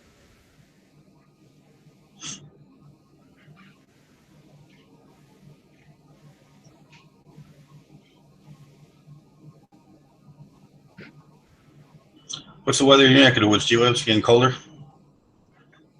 Yeah. Flying coaster is part of a rare breed of roller coaster. It's a type of coaster that runs down the side of a mountain. The track is 2,800 meters long and runs down the mountain and through the forest in the Alps. What's really cool is you're actually able to control your own speed up to 25 miles an hour. Now that doesn't sound very fast, but when you're on a solo coaster car that has barely any protection on either side, it's gonna feel pretty speedy. The guy in the video we're showing doesn't activate the brakes on any of the drops or the corners, so he builds right up to the full speed of the coaster, which I'm pretty sure he regrets more than once. I'm sitting here wondering if anyone's died on this thing, like I'm sure someone had to. I'm sure someone had to. What's really cool is like you see those Facebook videos, those places in Germany where they have these hills, like that, exactly what he's talking about there, where they make their own little roller coasters off that one rail, and it's fucking cool as shit. I see this. I was about to say that, and he has a perfect picture right there.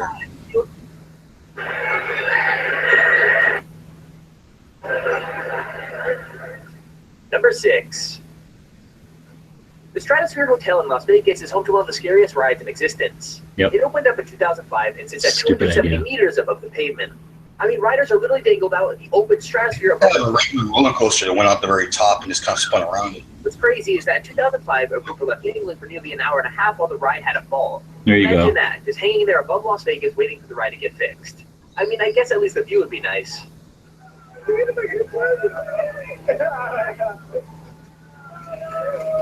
Fuck that shit. Nope. It's crazy. It's stupid as hell. Risking fate. Creep. That's dumb. That looks like fun.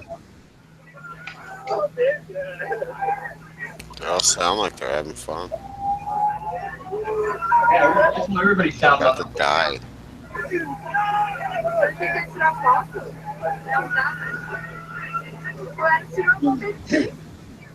Number 5. Nope. Galactica at Alton Towers in the UK was originally another ride called Air. Now, Air was nothing really special. It was a fling coaster that had 2 inversions and traveled at the pretty slow speed of 47 miles per hour, and this ride is no different in terms of those specs. What changed was the addition of virtual reality. Everyone's been raving about how VR would revolutionize gaming, when in truth, one of the best uses for the headsets has been on Galactica. Riders are transported through space itself via Samsung Gear VR headset, passing by sites such as Jupiter and the Kuiper Belt. That's so freaking awesome, man. That looks cool. Yeah, I can handle something that's interesting and not just trying to freak you out and make you poop. The Harry Potter ride at Universal Studios is pretty cool. I did like that. Florida. That's how escalators should be. You should just have to strap into an escalator so that you can drive or fly up the stairs like that. Well, I got their masks off by the time they come back. They probably all vomited. It's probably like, now take your fucking mask off so that the next people can get in. You fucking lazy bastards. Look at this one. You have to get, like, you have to go through that mist to get Number 4. decontaminated. So I guess Deloused. scary enough. They had to add in the whole serial killer aspect to it just to make it that much worse. The Saw ride can be found at Thorpe Park in the UK, and it's actually one of the coolest rides I've seen for a while. From the incredibly well-themed waiting line that leads up to the ride all the way to the theming of the ride itself, Saw the ride just screams cool. Riders start off going through a dark tunnel filled with a couple of dips and plenty of props before being forced through a solid version leading up to a chain link hill. Before you start going up that, Jigsaw has a message for you. Game over.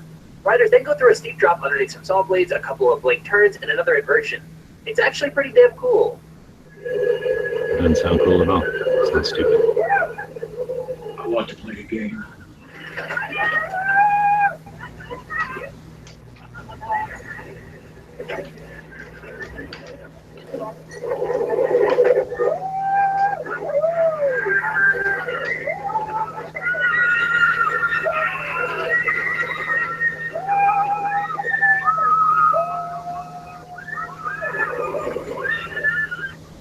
Number 3.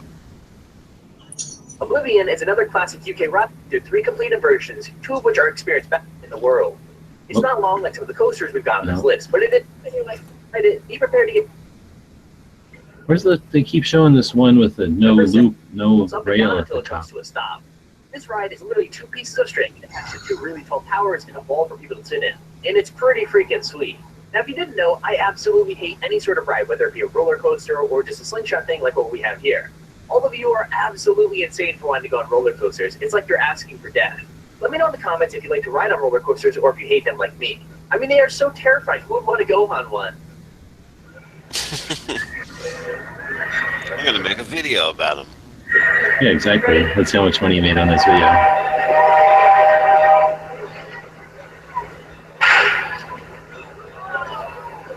They have something like this in Vegas. I've seen people doing it in this parking lot over by Circus. Yeah, they got this in like the Jersey Shore and shit. I can handle this, I suppose, because it's fairly boring. Because you've got like 4 wires, like 3 of them would have to bust before you fly. You remind me of Dan Aykroyd sneakers. 1,200. He made $1,200 making this video in about a year. No shit, December 17th, 2016. That was like a couple of weeks ago, right? Yeah. Holy shit. It's got 1 million subscribers. So that's pretty nice. You make $1,200 in a few weeks, 2 weeks, make $600 a week making a video about roller coasters. That's so And bad. you know he didn't film any of these fucking videos.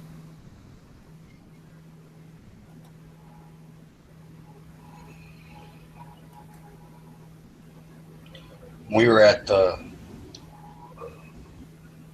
think it's Hollywood Studios, and they have the Hulk, and some fucking dude puked on it, and we waited our long ass time to get on it. I'm like, I don't want to get on the fucking ride, so I'm just puked on.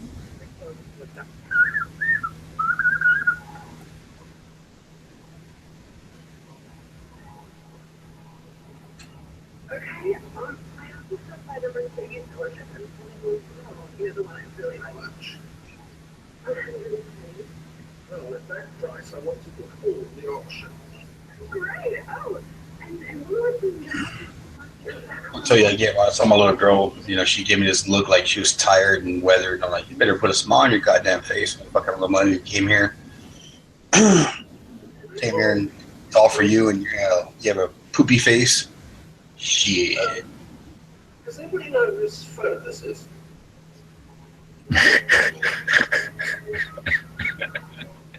Did you hear that one? Does anybody know whose phone this is? I don't know if I can make it louder. Oh, I'm not sharing screen. Hello? Honey? Are you at the club? Yes. Can you hear it? I'm at the mall now, and I found a beautiful leather coat. It's only $1,000. Can I get it? Well, sure, if you like it that much.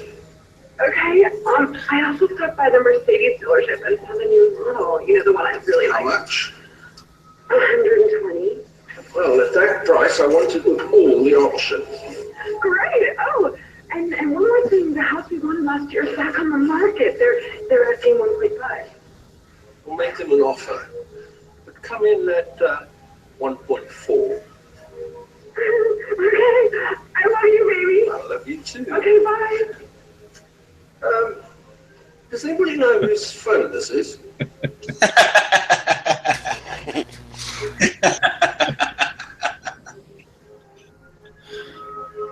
That's hilarious. Well, It's customer service. So hot. Hey, honey. Hot. Me hot. You're hot. Hot. So hot. Your vibes. So hot. So hot. She called me once when I was married to my ex, like at 2 in the morning, and I was pissed off. And it's like, hey, I'm looking to speak to Alfredo. I'm like, nah, it's not Alfredo. You know, it's John. So what can I do for you? Well, I really got Alfredo. I'm like, hey, well, I'm bored and I can't stand my wife. You want to talk? She's like, I really got to get Alfredo. Okay, whatever. So she calls him back like 10 minutes later. Hey, so what's up? You say you want to talk, right? I'm like, yeah, fuck it. Why not? Yeah. You can't see, you know, you're always looking for somebody, and I am too. So be it.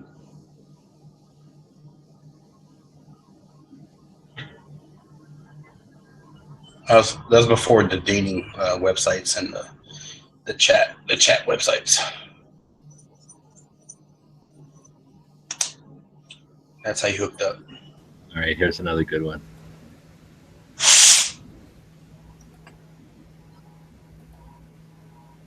Actually smooth Bud Light. Always worth it. No one's ever going to see this, right? Wrong. Okay, this one here. Not that one. Not that one. Come on. End. This one. 10. Vodka, vodka. Baby, relax. I'll have this all cleaned up. I'll make you a nice dinner. Love you. Bye. Bye, baby.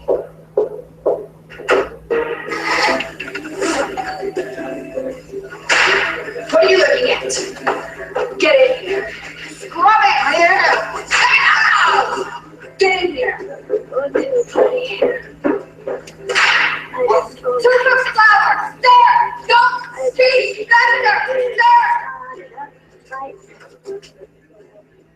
Wow. You like? I slaved all day.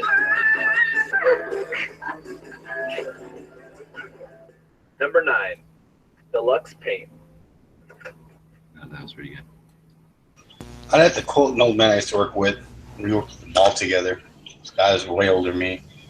And he'd always say, when you see like a fine chick and a dude walk in, what the fuck is that dude doing here? If I was him, I'd be banging that chick all fucking day. What the fuck's he doing at the mall? You know, holding her hand.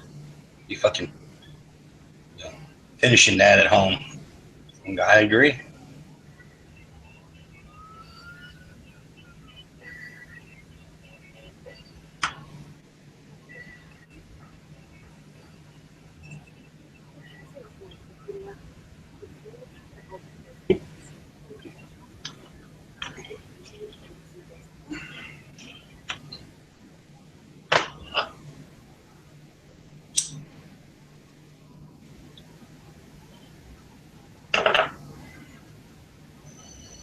So, did you by any chance, I know you're looking for him, but did you run into weapons education or see him last year? No. I wouldn't know what that guy looks like, though. Big fat Italian dude with an attitude.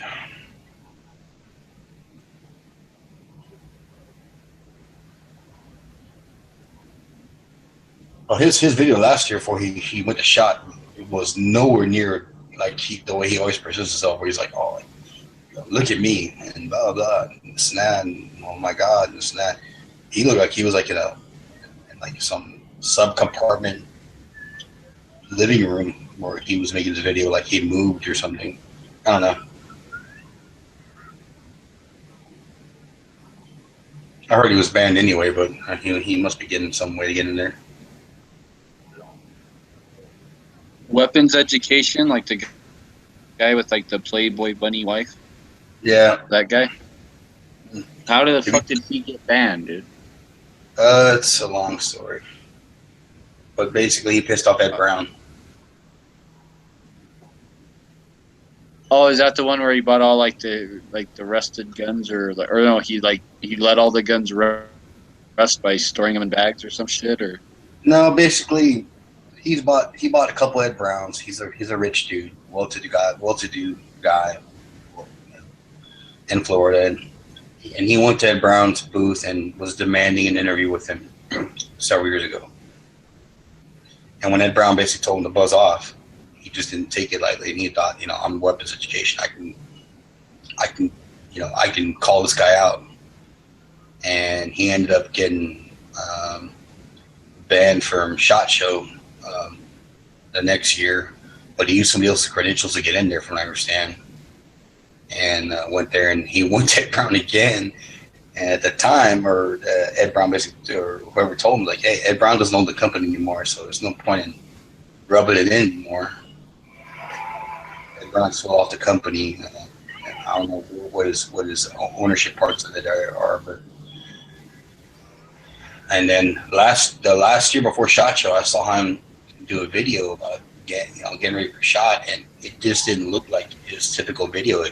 He was in very small, like, living quarters, and it just looked odd. Only at Colonel's Jr. Number 4, Girl vs. Dog. But I also heard Hank Strange got kicked out of a SHOT Show last year too. Black Angus beef and bacon. So intense. Fire roasted peppers and onions. It's nice. Who got kicked out? Hank Strange. Who? Hank Strange. Hank Strange? I don't even know who these guys are. I know Weapons Education. He was like one of the channels that I used to watch a long time ago, but I don't know. Yeah, I didn't find it very interesting. If you like to see somebody doing well for themselves, it's just not a bad channel. To sit there and he was giving some people some advice, but nevertheless, it just gets old after a while. Thomas. He's going to attack the guys that work with them in the big and so on.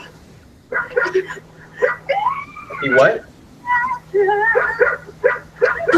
The Guns America last year, they sponsored him. He's wearing the jersey. And he was doing, but from what I understand, at Media Day, he was being belligerent, and after a while, they got sick of his shit and asked him to leave. Number 3, Carl's Jr., the kid. Yeah, it's like super hard to get in the Media Day, man. I tried to get in last year, and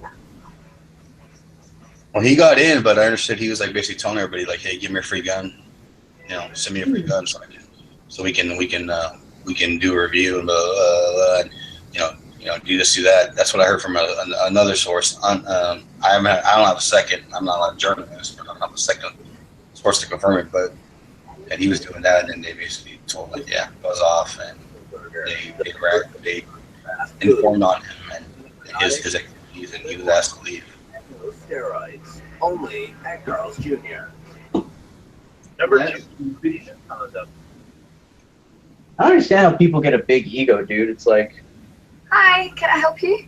Yeah, just like Okay, do you know what size you are? we've been overseas, so It's like just be humble about it. You know, it's like if you're trying to run a YouTube channel, it's like you're not better than anybody. You know, it's just.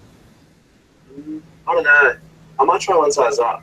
My approach is be informative and interesting in people's products, and if they want to do something with it, they do it. And if they don't, they don't. This paste is on sale. Leave- Sex is more fun naked. So get naked and let the fun begin. Say again, dude. I'm sorry. It's hard to hear you.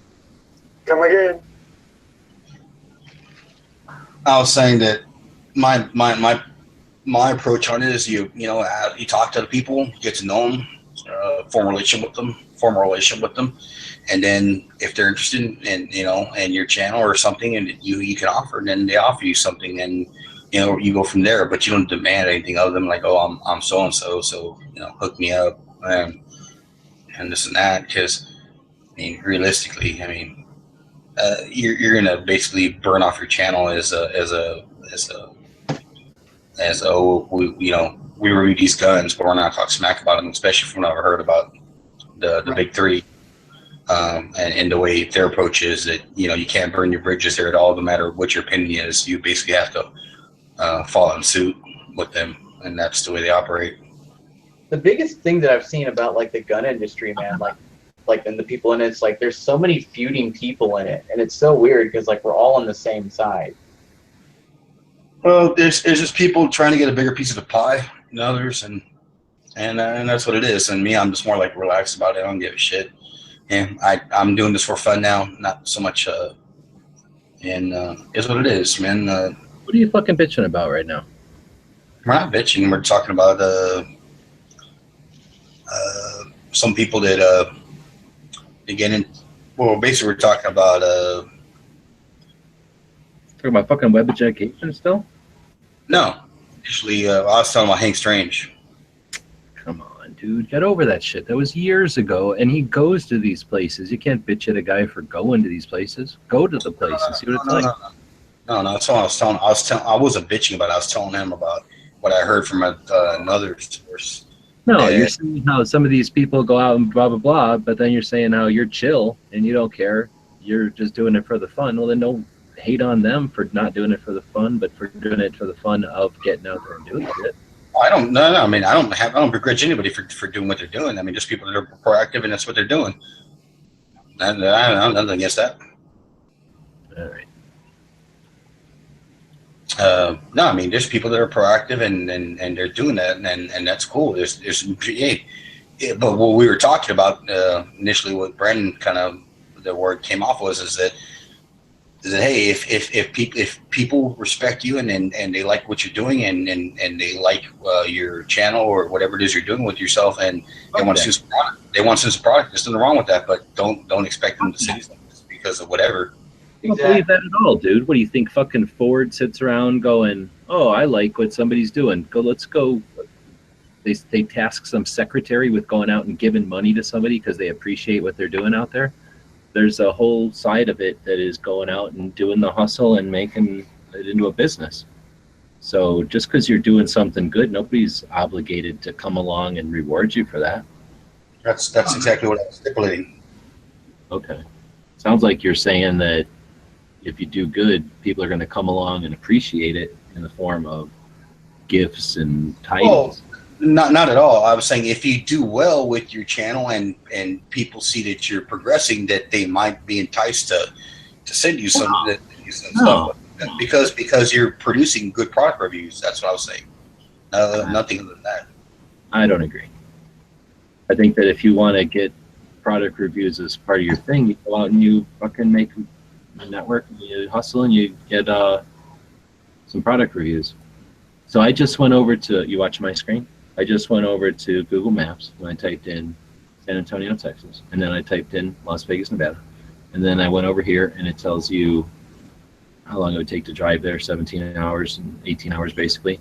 But then I clicked on this part where it has the direct line and it tells you the flights, and if I click on that shit, it takes me over here and it tells me that you can get a round trip ticket for $150, dude. Let me switch this to the dates that you'd actually be flying though. Sunday the 15th through Edge is going to shot. Oh shit! Saturday Only the 150 bucks. $150 round trip. Save $37 if you return on Monday. So let's take another day off of work and return Edge on Monday. And you're going to shot for $121. Don't you already have your badge? We could do that shit. Yeah. You have your badge. $129 at last minute. So you just need to get a hotel. They're about $55 a night. Well, I want to sleep with your dog on the floor. And you're going to sleep with Bob. Dude, So if Las sleep with Bob. Vegas, he can just like walk around the strip all night. Basically, slept with Seriously. Bob in the chat a couple times. Seriously, I have my hotel now. Marco has his hotel. Bob has room for you. So if you wanted to go, it would be $121, and then you could hang out with Bob for basically nothing, probably. Bob would be happy to have you there, probably. I'm speaking for Bob, but I'm almost positive he can't wait to get down to Texas and hang out with you. Let me ask you, does Bob have that old man smell? I don't know. Keep making up excuses. You're $121 from being a fucking SHOT Show is all I'm fucking telling you. You already got your badge in your fucking hand. Fucking start developing a cough. Take a fucking couple of days off. I bet you don't even have to. Well, maybe Dude, you would. send me your badge, Edge, and I'll go as you. All right, just send me your badge. You I'll wanted to go. go to the shoot. Did you get an Did you get a pass to the shoot? I don't believe I did. Do you have your badge? Is there a little picture of a camera at the top of your badge? I have to look at it, and I don't have it in front of me. Well, let's say you change it to the 17th because you're being a wussy and you're like, oh, I got to go to work or something. Blah, blah, blah. Then it's $112. Boom. $112, and the fucking room is still there for you. But that's one way. That's fucking round trip, bitch. Round trip. $112. And if you flip it back to, you can save quite a bit of money. It's because you live in a big city, and that's a shuttle, dude. You know they probably have 3 flights a day going back and forth between San Antonio and Vegas. So they need those seats filled. So Matt ought to be driving up to San Antonio with a rental or some kind of shuttle, and then getting on a $112 flight. Shit. Anyway, just wanted to throw that out there. I'll look into tomorrow. It's enticing.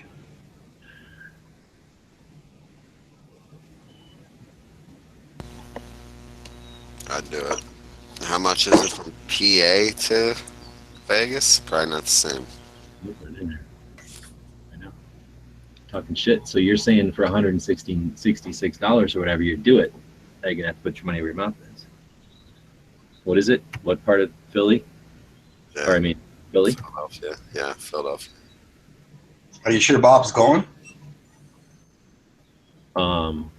We haven't heard from Bob in a few days, but last we heard from him, yes. If he doesn't, then you're talking a hotel room is basically $50 a night, $60 a night, something like that. If you talk Brandon into going, you might be able to split a hotel with him. You're looking at I'm not train sharing. You're looking at $272 according to Google. From Philly to Vegas round trip? Brandon wants Everybody my already- time in the morning. Round trip, $204. Save $50 if you leave on Saturday, January 21st. So if you leave, oh no, I got to change the date. Sorry, that's not it. If I change it to Sunday the 15th to Saturday, it's $203. Oh shit! And if you leave on the fucking Saturday so that you could go to the shoot with everybody on Sunday, which is what you'd want to do anyway, punk. Then and then and then you stay till, let's just stay till Sunday right away. $203, dude. You got $200. The problem is you don't have a badge yet, so Yeah, I don't have my creds. that you would just have to reestablish your creds or whatever. But yeah, $203 in it, depending on when you stay, and that's if you could leave Saturday and stay till. Well, it doesn't really matter. Let's say you stay till Wednesday, it's still $200. They don't care. Yeah, dude, $200 round trip. Now let's put. Do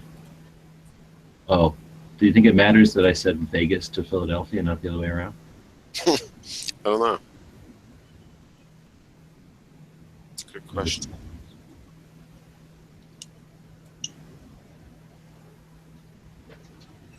You just get cheaper? Yeah, it just no, it didn't get cheaper. I changed the dates. So the 15th through the 14th through the 21st. Yeah, 209 signals. So if I change this though to Phoenix,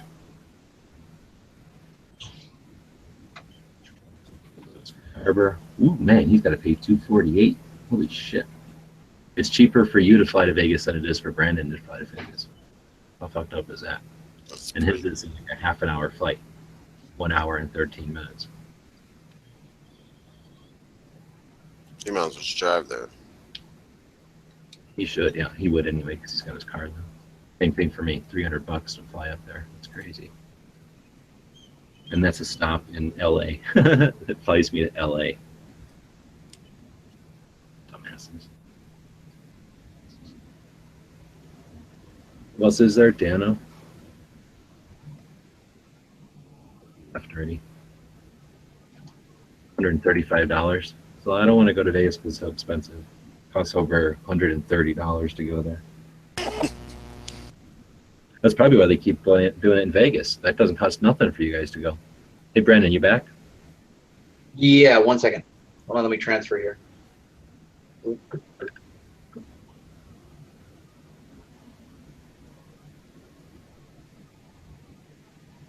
Does Google do hotel rooms, you think?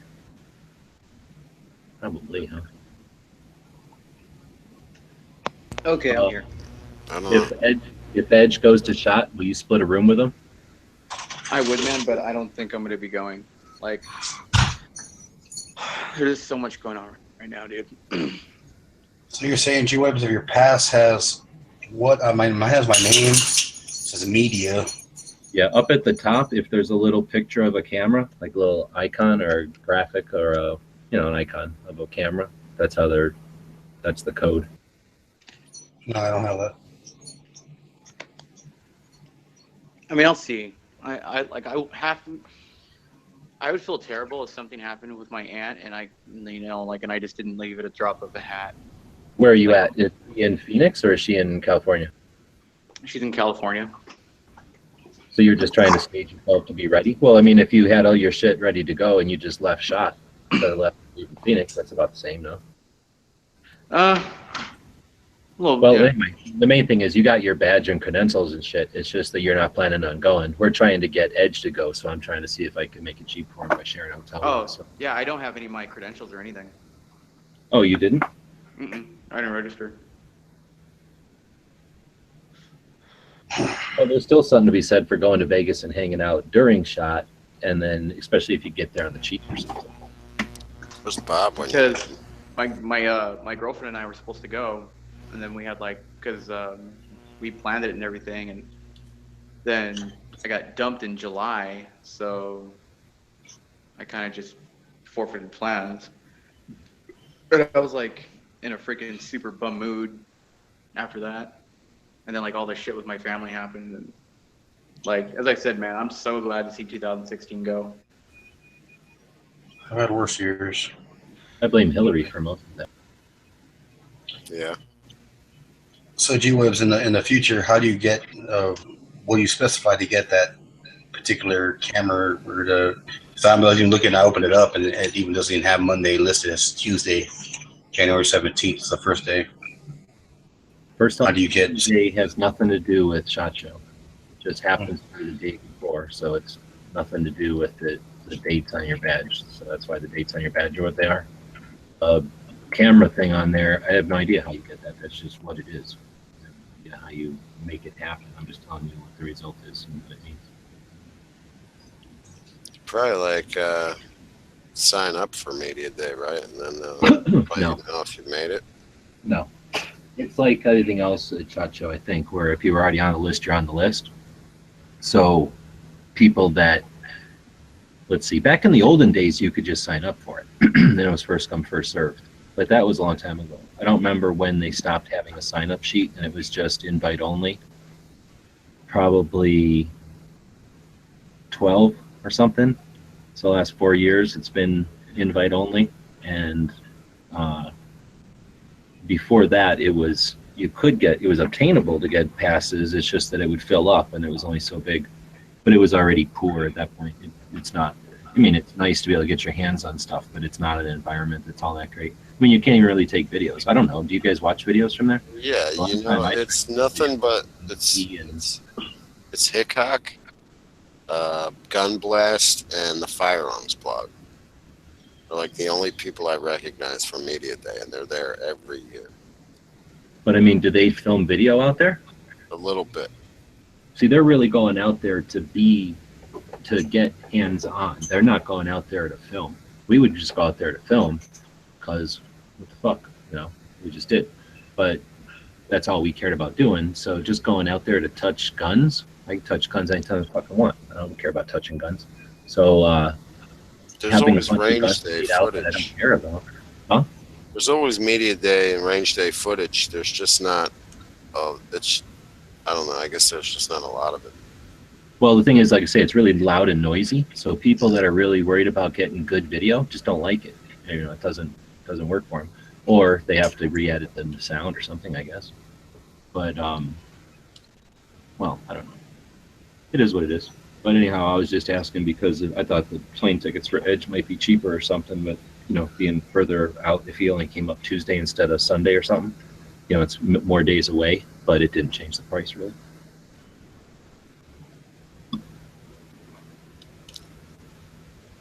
Right on. Didn't Marco go to range day last year? Or Media Day? No, I don't think he got invited last year. Where did he see Little Red Danger? I don't remember. And he shot Glock MOS 10 millimeter or something with a red dot. Can't remember what that was.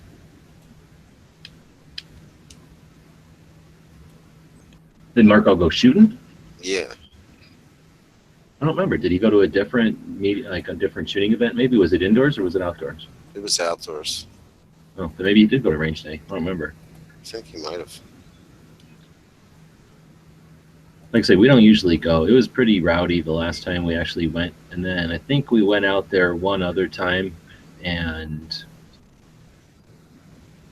had to we didn't walk in, and that was annoying. I don't like having to beg to get fucking in. So we got in, and that was the time it was really. It was not dangerous, but it was almost dangerous. It was just annoying. I don't like fucking those foreigners, and I don't know. It was just not the same. So we were just all butthurt about it. We didn't want to go out there.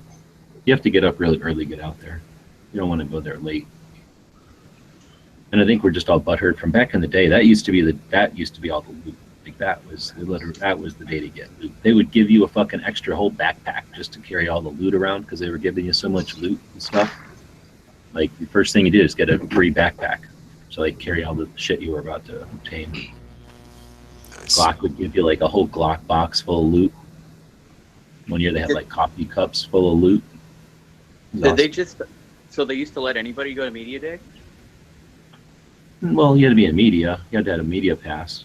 Not everybody had a media pass back then. And then it was mostly writers though. So they were trying to get, they wanted to give everybody t-shirts and they wanted to give everybody hats and they wanted to make sure everybody, liked their shit for whatever reason. So it was just really, really cool. And then they gave you really good food. Like they had a fancy place come out and do barbecue, I guess, and a bunch of other food. And then, like if you went to a fancy place and they did a barbecue, not like a cheap ass place and did a barbecue. So like big ass horse troughs full of like brand name sodas and I don't remember if it was beers, probably not, just sodas. And then you can take as many as you want kind of thing. So we would load up. That was back in the days before the media room was the way it was. So we got free stuff at the media room, but we could really stock up there. So we would get enough sodas for like a couple of days there, and nobody cared. And then like say every magazine ever made, I forget who it was, like Harris or one of the publishers, like I think paid for lunch or something. So it was just like having a newsstand that you could just have. So I would bring back like 2 or 3 copies of every good magazine for everybody back here, and Well, like I say, if there was a knife or something, if there was a cleaning kit, you'd get one. I mean, it was fucking awesome back in the day. First time I went was 2011. To Media Day or just SHOT Show in general? SHOT Show. I think that's when Haas started going too. And then I went in 2013 after Sandy Hook and after everybody like unclenched their butt cheeks, and it was awesome. That was like a really awesome show. Like everybody was just like super excited that, you know, their products and 13? livelihood wasn't taken away. I think you're thinking of 14. 13 was very somber, and the president did an anti-gun like executive order thing on the big TVs, right? Tuesday or Wednesday or something, right in the beginning of it. Well, I remember it was after Sandy Hook, and like people like the president's like assault weapons ban, so he called it failed, and people were just like very like, oh, thank God. That was 14 then, because Was it 14? Okay. 13 was nothing fancy, like depressed as shit walking around SHOT Show. 13 literally like on, I forget, I don't think it might have been Tuesday, because it seemed like it wasn't the first day, but then we get there early and shit, so it might have felt like not the first day, but it really was. But anyway, like in the middle of the big room, like above fucking Colt or something, like right in the middle of the big room, they had giant TVs. And for like, I don't know why, maybe if they do sport, they can't do sports in there. So I don't know why they would have these big TVs, unless they just knew that they were going to want to watch the president. So they had like 4 big TVs pointing into the whole place. So you could almost be anywhere in a big room upstairs and see the big TVs. And yeah, it was just him blabbing his stupid ass speech. And then it was just sort of quiet. And then it was weird. You know, it was that 13 was a weird year. Because I went the year where like Dianne Feinstein was like giving her whole speech where she's like, I am really chagrined that nobody has the courage to stand up to the NRA. And it wasn't even like, what's that? Like, let's get angry. It was just like, and everybody got to work, and everybody was just quiet. It was weird shit. And maybe it was 14 then. 14 was a little weird because it was a little more frantic. Everybody was figuring out that there wasn't any more money. Like everybody had bought too much, but like you say, there was that. It was like the storm had passed. I wouldn't say everybody was happy, but they definitely, you could tell there was like the cloud had lifted. So I remember like the biggest thing that people were talking about was like, you think Edge is gonna go? Huh? Edge just took off. You think Edge is gonna go? I think he's scared. And I hope he fucking goes. We gotta shame him into going. Well, we get Bob to get him to like, I think he'll go if he knows he can stay with Bob and stuff.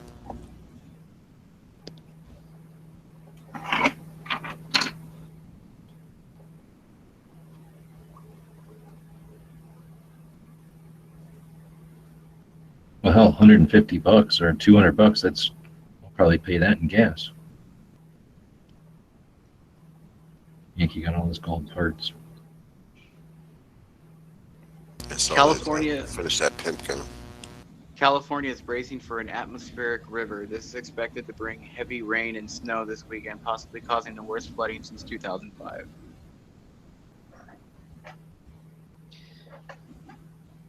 Man, first they want rain, then they don't. Make up their mind.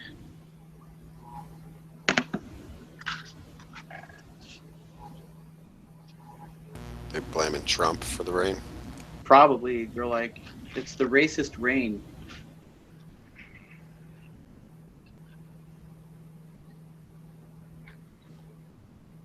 Dude, I saw this video where like Martin Sheen, who I used to love as an actor, like started pretty much saying that like, you know, we have to stop Trump and everything, like, and I was like, dude, why? Like,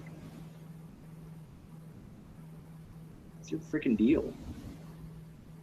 I don't know what they think he's gonna do. For the LA Fit Expo, and I said crazy, we're doing $24.99 this week only. Come on in and see us. Get your energy right, that's health for every lifestyle. What's going on, guys? Lex Kovacs here, natural NGA Pro bodybuilder, coming to you live from Riverside, California at Sub Nation, where it is sun's out, guns out.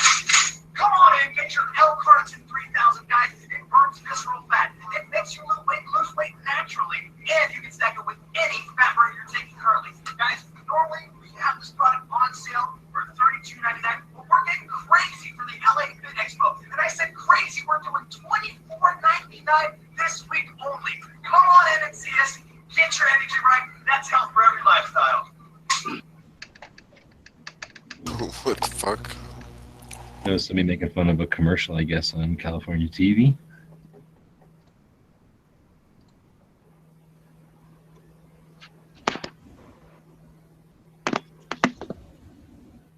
May 19th, 2014. What was that? I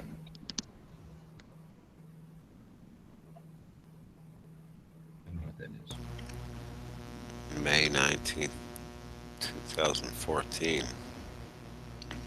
Oh, and the elephant? Is that a gun? Yeah, the elephant thing. What was that? Yeah, it's an elephant thing.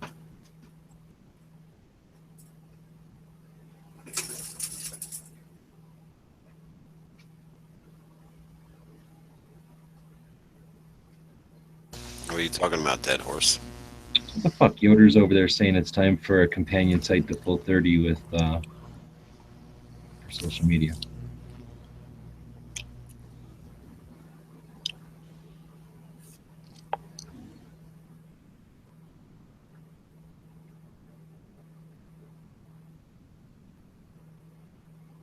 What's Full 30? Fucking what that the Max video hosting place for gun videos. Thought he puts them on YouTube. Yeah, and they started their own place for hosting too. Sometimes they show up on I think they show up on YouTube first. Sometimes they show up on Full 30 first. Depends on what audience is supporting them more, I guess. Full 30. Give you a little exclusive on each platform. Firearms and shooting videos. You never seen Full 30? Uh-uh. Bunch of the YouTubers that got sick of getting dicked around over on YouTube started a platform. So it's like Mac and a couple other people. And then they've got advertisers that go there and do their own advertising straight to the videos so that they don't have that like YouTube middleman who hates guns. That's cool. Oh, Demolition Ranch is there.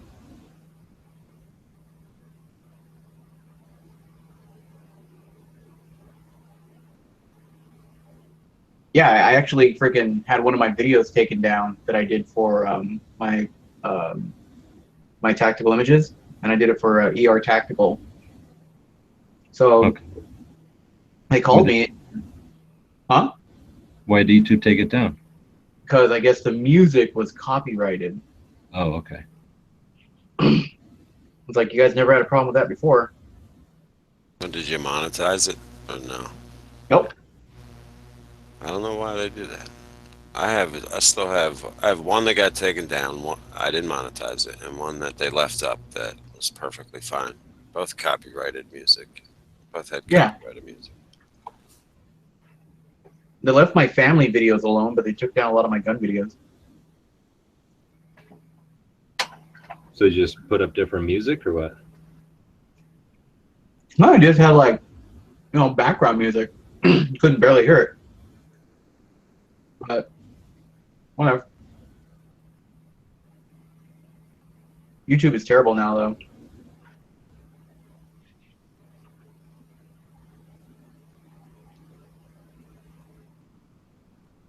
Like ever since they merged with Google or whatever the hell it is.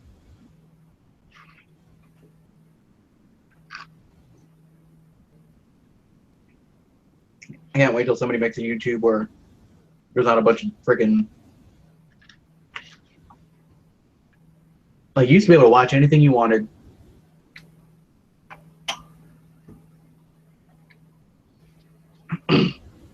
Now, like, when you go to watch a movie, there's like that big old vignette around it, and then they slow it down or speed it up. Oh, you mean when they try to make a movie so that the robots can't see that it's a movie? Yep. Yeah.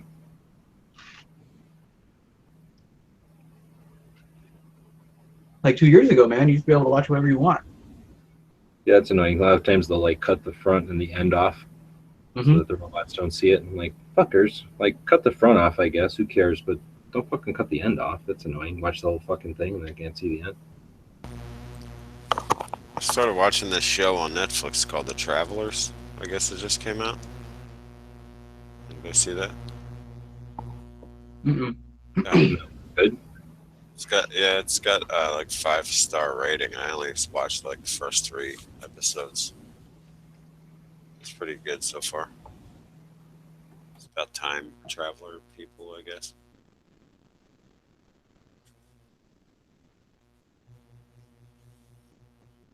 There's 12 episodes.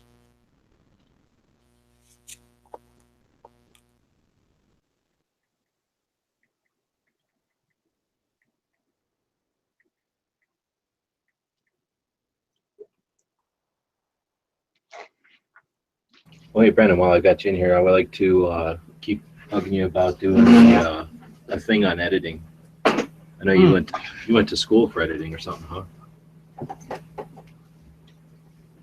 So not so much the technical stuff, but just some of the style and like what to be aware of. Because I know you got a pretty good, I don't know what to call it. Like you've got a good polish. It's like super professional. So I'd like to try to talk about some of the things that hopefully little things that people could add to their shit so that I can spice my shit up and then, like say, do it public so people can get whatever info they can, if you don't mind. No, not at all, man. Cool. I'd be happy to. You know what's funny? So I have a friend, when I was first learning how to do videos, I asked him, when I was still learning, I was like, hey, how do you do this? How do you do that? He's like, well, I can direct you to a site that'll show you how to do it. I was like, well, you know how to do everything. Like, why don't you just teach me? He's like, well, I had to learn all that stuff for myself. And, I'm just going to give away, like, my secrets. And I was like, wow, what a dick. Well, I can understand like a technique or a trick or something that you develop that's unique, but I'm just saying like some of the general stuff, like how you think about laying some songs down or when to do fades, just little technical stuff that I don't really put ever any thought into. And I know that it's that like the spice, that's what makes something, a bunch of footage into something that's enjoyable to watch and pleasant. Well, for like instance, so when I do a video and I put music to it, I like for the music to drop right when there's like a really awesome moment. So a lot of the way I do my videos, I kind of emulate favorite directors of mine, like with shooting scenes. Like probably one of my most, I emulate a lot of the cinematography style from the movie 3,000 Miles to Graceland. Lots of guns, lots of good action, lots of good camera angles. And the way that the shooting is done from multiple angles, and the music drops at like just the right moments.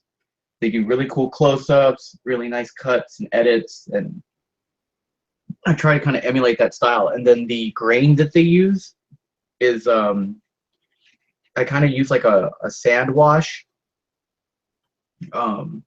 which people say that gets old. Like, oh, every single freaking movie has a sand wash now.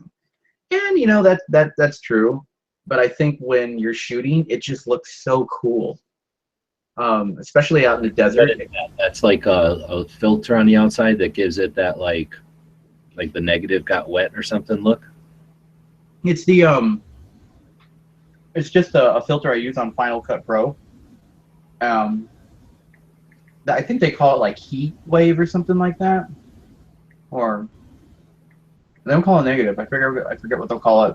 I'll go and look tomorrow. but I just use like different washes and stuff. And then I try to, like, if something is done out of context, I'll use black and white. So like, let's say, for instance, like my last video, I had one of the instructors, there was like people shooting, reloading, and then it cut to an instructor. And then what I kind of like to use for like, and I know it's cliche, but like kind of a, like this didn't happen now, this wasn't real time, this happened before, and these people are remembering it, is I use black and white, or I use like a heavy wash, like a sepia tone. So for instance, they're shooting, and then I do a cut to black and white, and the instructor's all like, he's like, if I'm bringing my weapon out and I'm at low ready, where are these casings flying? Like, remember. And like, you know, he started going into detail about like isosymmetric tension and stuff like that. And then I use the sepia, or I'll use a black and white, or I'll use like a heavy wash. So I want the audience to know that that is not like, this was not before, this was after. I'm sorry, this was before, not after. So these, you know, these students are shooting based on what they learned from earlier in the day. And I try to emphasize that point by using different filters. And then with music, I'll use music that is, you know, kind of epic, motivational, but also has like a kind of like, my inspirations for music and soundtrack is like Hans Zimmer, Nick Glenn Smith, Trevor Rabin, what's another one? Oh man, I used to know them all by heart.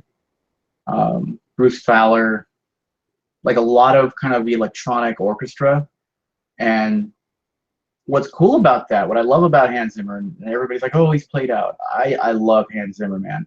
Like, he does some of the best soundtracks, and he's able to put like a lot of good guitar riffs in there. So, because you got to think about who your core audience is. And for me, when I do stuff like the shooting stuff,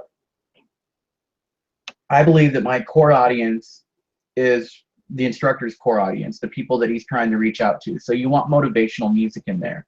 And so what do I think? I'm like, all right, so I want something that's motivational, I want something that's heavy, and I want something that just adds a coolness to it. So I'll use like an orchestra rock. Something that like you would hear off of Call of Duty, or, you know, maybe like some Crystal Method, or you know, any of the like the kind of trailer type music. I try not to go too epic to make it sound cheesy, because there's sometimes where I think like maybe I'll get too into it and I'll just drop some John Williams in there and it'll be like way too cheesy. So I try to keep it kind of like a low-key rock orchestra in the background, not really overwhelming. And there's just like little different things that I do to kind of put some emotion into it, because when people are watching the videos, like I want them to feel like, for instance, so I watched a trailer a long time ago for it was like The Art of Carbine or something like that. It was a Magpul production with Chris Costa and Travis Haley, and it was awesome. I was like, wow, I want to take that class, but I also want to learn how to make a video like that. And that was like another inspiration, where, you know, Costa at the end pops up. He's all like, professionals, you know, he's all like, what did he say, man? I'm going to butcher this, but he said something along the lines. He's all like, you know, your everyday shooter trains, you know, until they get it right. We're going to train until we get it wrong, and then we're going to train some more. And like, it was just badass. And then they're sitting there with the M4s and just like sliding under cars, popping tall, going to the 1911, and then they slow it down, so you're watching the casing just like, it's just so cool, man. It's so cinematic and so like John Woo. So when I do my videos, I try to emphasize a lot on that style. You know, there's lots of guys out there that make videos and stuff, and you know, it's their style, but they just point the camera and run direction. If I'm a student and I want to take a class, and this is, you know, your advertisement, I want to see something that's going to pull me in. You know, I want to look at this class, I want to look at this video and be like, wow, that looks awesome. Like, I want to do this. I want to get out of this chair sign up for this class and go do it.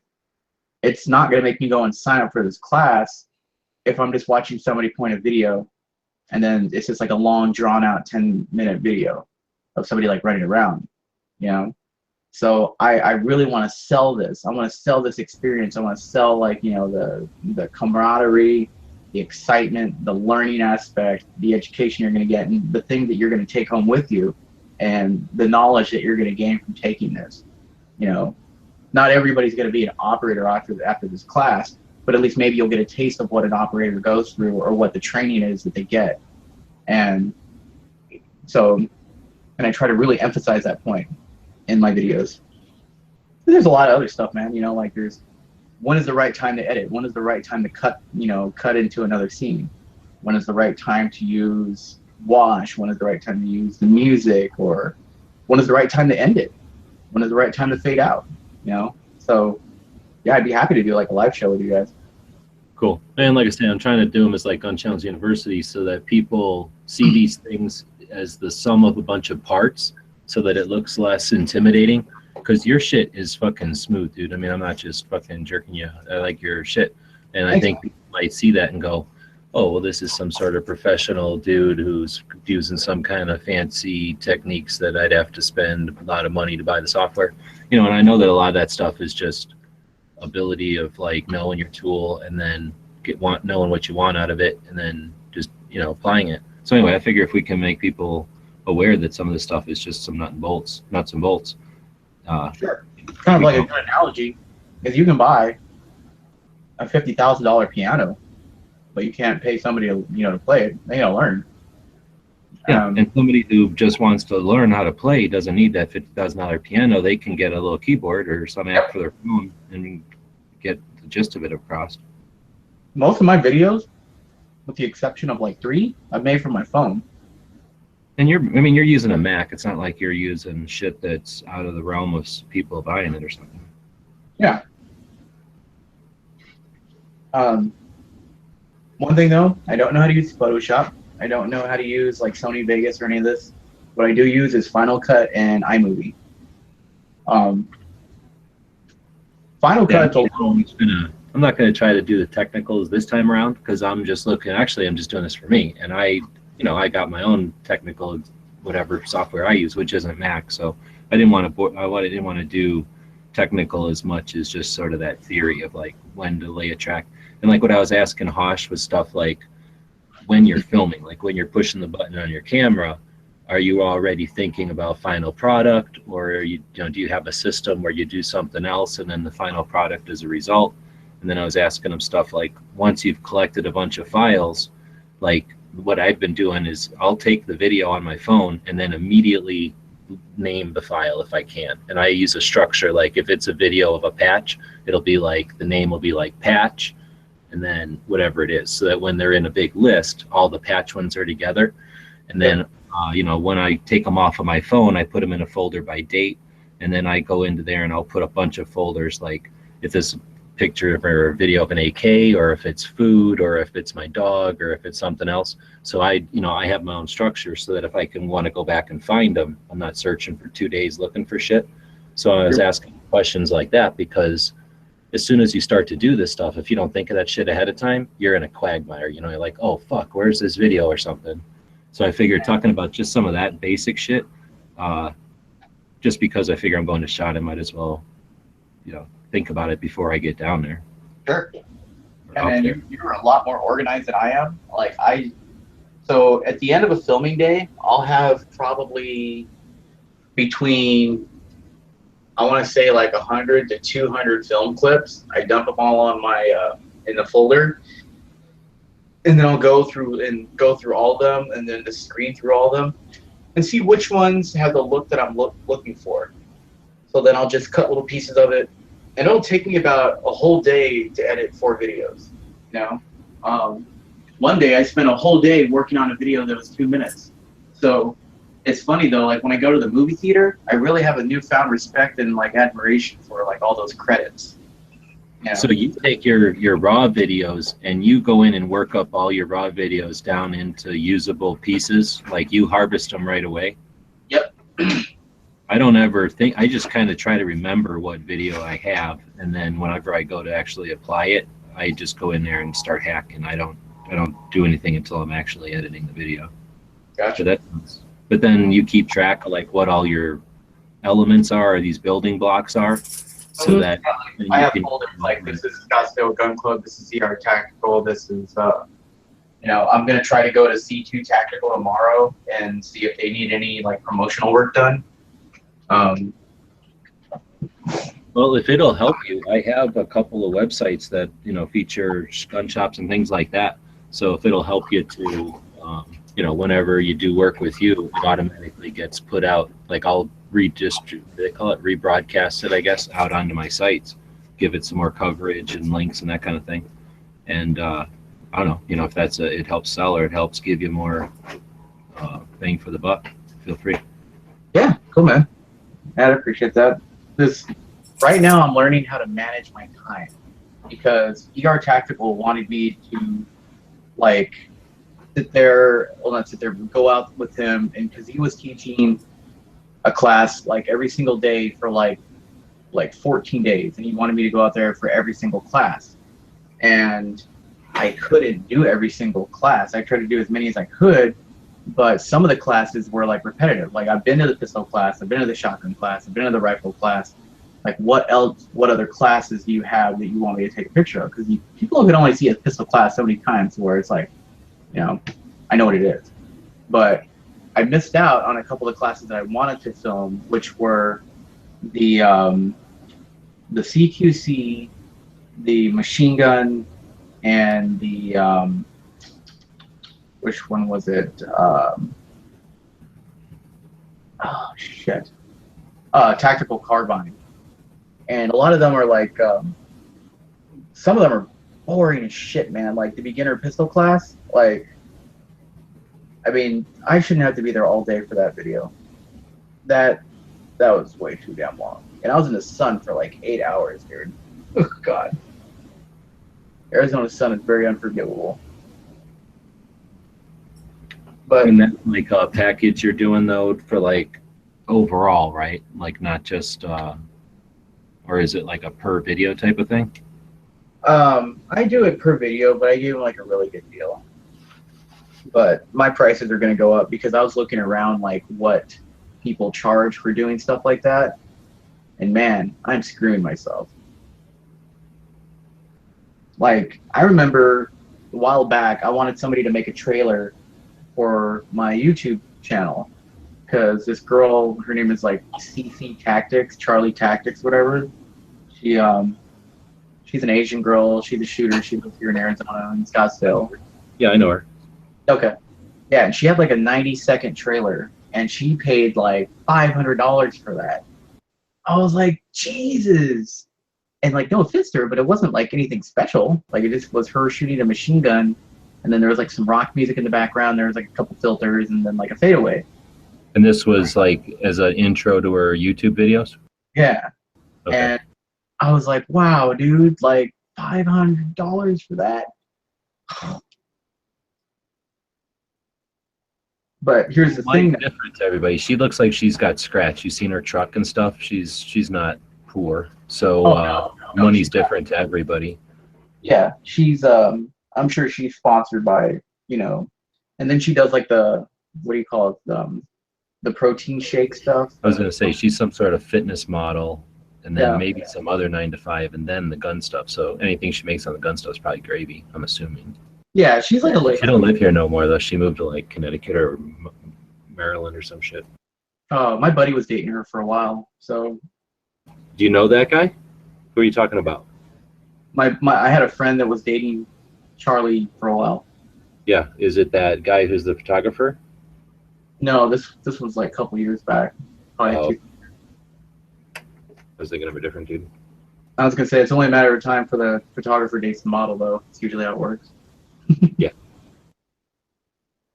That's why Leia Speed's husband is the one taking the pictures. Well, I don't know what you've got for time and what your situation is up there, but you know Jimmy James, right? From doing the morning show, Early Watch? Yeah. I've heard him a couple times. So he's up there somewhere, and then I know. Well, I haven't talked to him in like a week or so, but the last time we were talking before the holidays, he sounded like he had a bit of time to devote to something. So I was going to try working with him to see if we can't develop gun channels a bit. And there might be something I'm thinking if he's got a little time and to do some legwork, and you've got time. I'm thinking there's got to be a way that we can get, Mike Detty, No. the guy who is the writer, and he was with Operation Wide Receiver, and that's turned into Fast and Furious. So he was, no, the Obama sending guns down to Mexico. He's the FFL here in Tucson that started that whole thing down in Tucson, and then it spread up to Phoenix and became Fast and Furious. Oh, no, I did not. So he wrote a book about it, and he's been a writer in magazines for like decades, long time. Anyway, him and Charles, the guy down here with the radio show, I'm thinking both of them need to get off the local stuff and get into the internets and whatnot. I was just thinking there might be some potential for us to figure out something with those guys, with their everybody's abilities. We should be able to come up with something that's interesting. Potentially, we could. I'm putting something together. Like, I wanted to make a movie for a while. My biggest problem, man, is, I need to find a group of a bunch of single dudes that have like no kids, no wives, which would be awesome, because then like we would have time to like put stuff together. Like, because I was like wanted to do like a short, like 13-minute film, and all of my friends that I had available, like about 4 years ago, were all down, and then they all decided to get girlfriends, and girlfriends got pregnant and became wives, became mothers. And it's just really, really hard to, balance family time and work and then free time. But it just sucks, man, right now. Like, just there's so much crap going on with my family, like, especially around the holidays. Like, it's out of nowhere. Like, my aunt has cancer. Great. And then my mom is pretty sick. So that's too bad. I don't know. Yeah. I don't know what's going on with that. And then, like, also the ex-girlfriend's back into the picture. I don't know where that's going.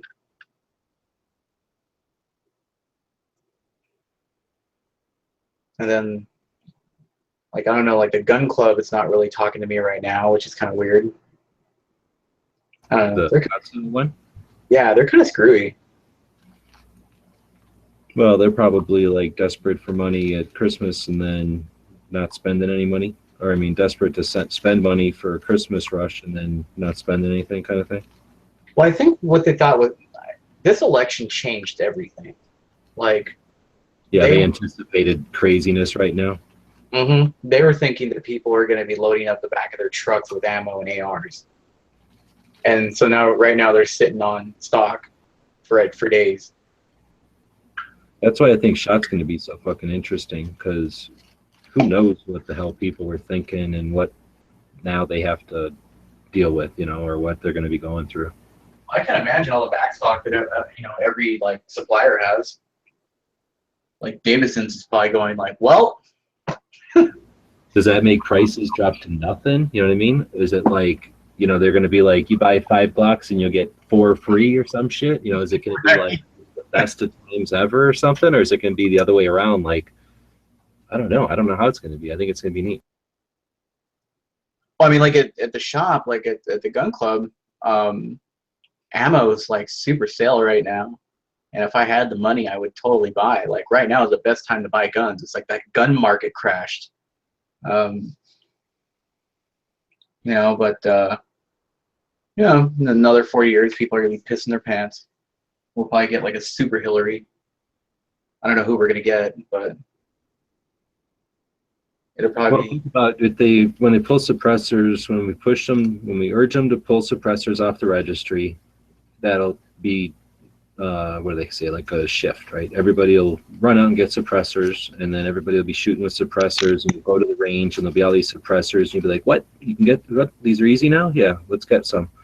They'll come up with all these different companies will start making them, and it'll be like chill, right? Everybody will have all these suppressors and everybody will be enthusiastic because now everybody's out shooting their suppressors. And then I think they're going to pull, even if they don't, but I think they're going to pull short barrels off as well, because all these people will say, what the hell? You obviously don't care. You know, there's no reason to have suppressors on there, so there's no reasons to have these long barrels, and now we can have shorter barrels with our suppressors, which makes sense, right? Yeah. So once they've got it like that, then I'm thinking a lot of people are going to be buying guns again, not because they're in fear of nothing, just because they're enjoying the shit out of going shooting. And then I could see ranges getting all excited and all kinds of new matches starting because people are digging shooting. And if they come up with some kind of better alternative to bullets right at the same time or right in there so that they can, you know, be poured out of a ceramic factory instead of some complicated lead bullshit. That'd be pretty interesting. Like, yeah, I definitely think, man, if suppressors and short barrel, you know, because there's this untapped market that is just waiting to be opened up. It's kind of like, you know, you get this Christmas gift and you're shaking it around and you're like, oh, what's in here? And, you know, suppressors and SBSs and SBRs. And, you know, if only that box could be open, all the new sort of ingenuity and companies and stuff, man, you'd be seeing suppressors in every different color and make and size and cut. Yeah, exactly. You'd go to the range and everything would have a can on it. They'd be like, you want to shoot without a can? I guess you can, but we ask you not to because everybody will already have a can. So that means every time somebody new goes to the range, they won't have those stupid earphones on. You know, it'll be just some comfortable ear pro if they want. And then, you know, it'll make it a whole pleasurable experience. All the gas and the smell will be maintained, you know, reduced, I guess. Oh, yeah, yeah. It totally cuts down on the smell. Absolutely. And the gases, too. I mean, I just think it's so funny that everything has noise regulation except for guns.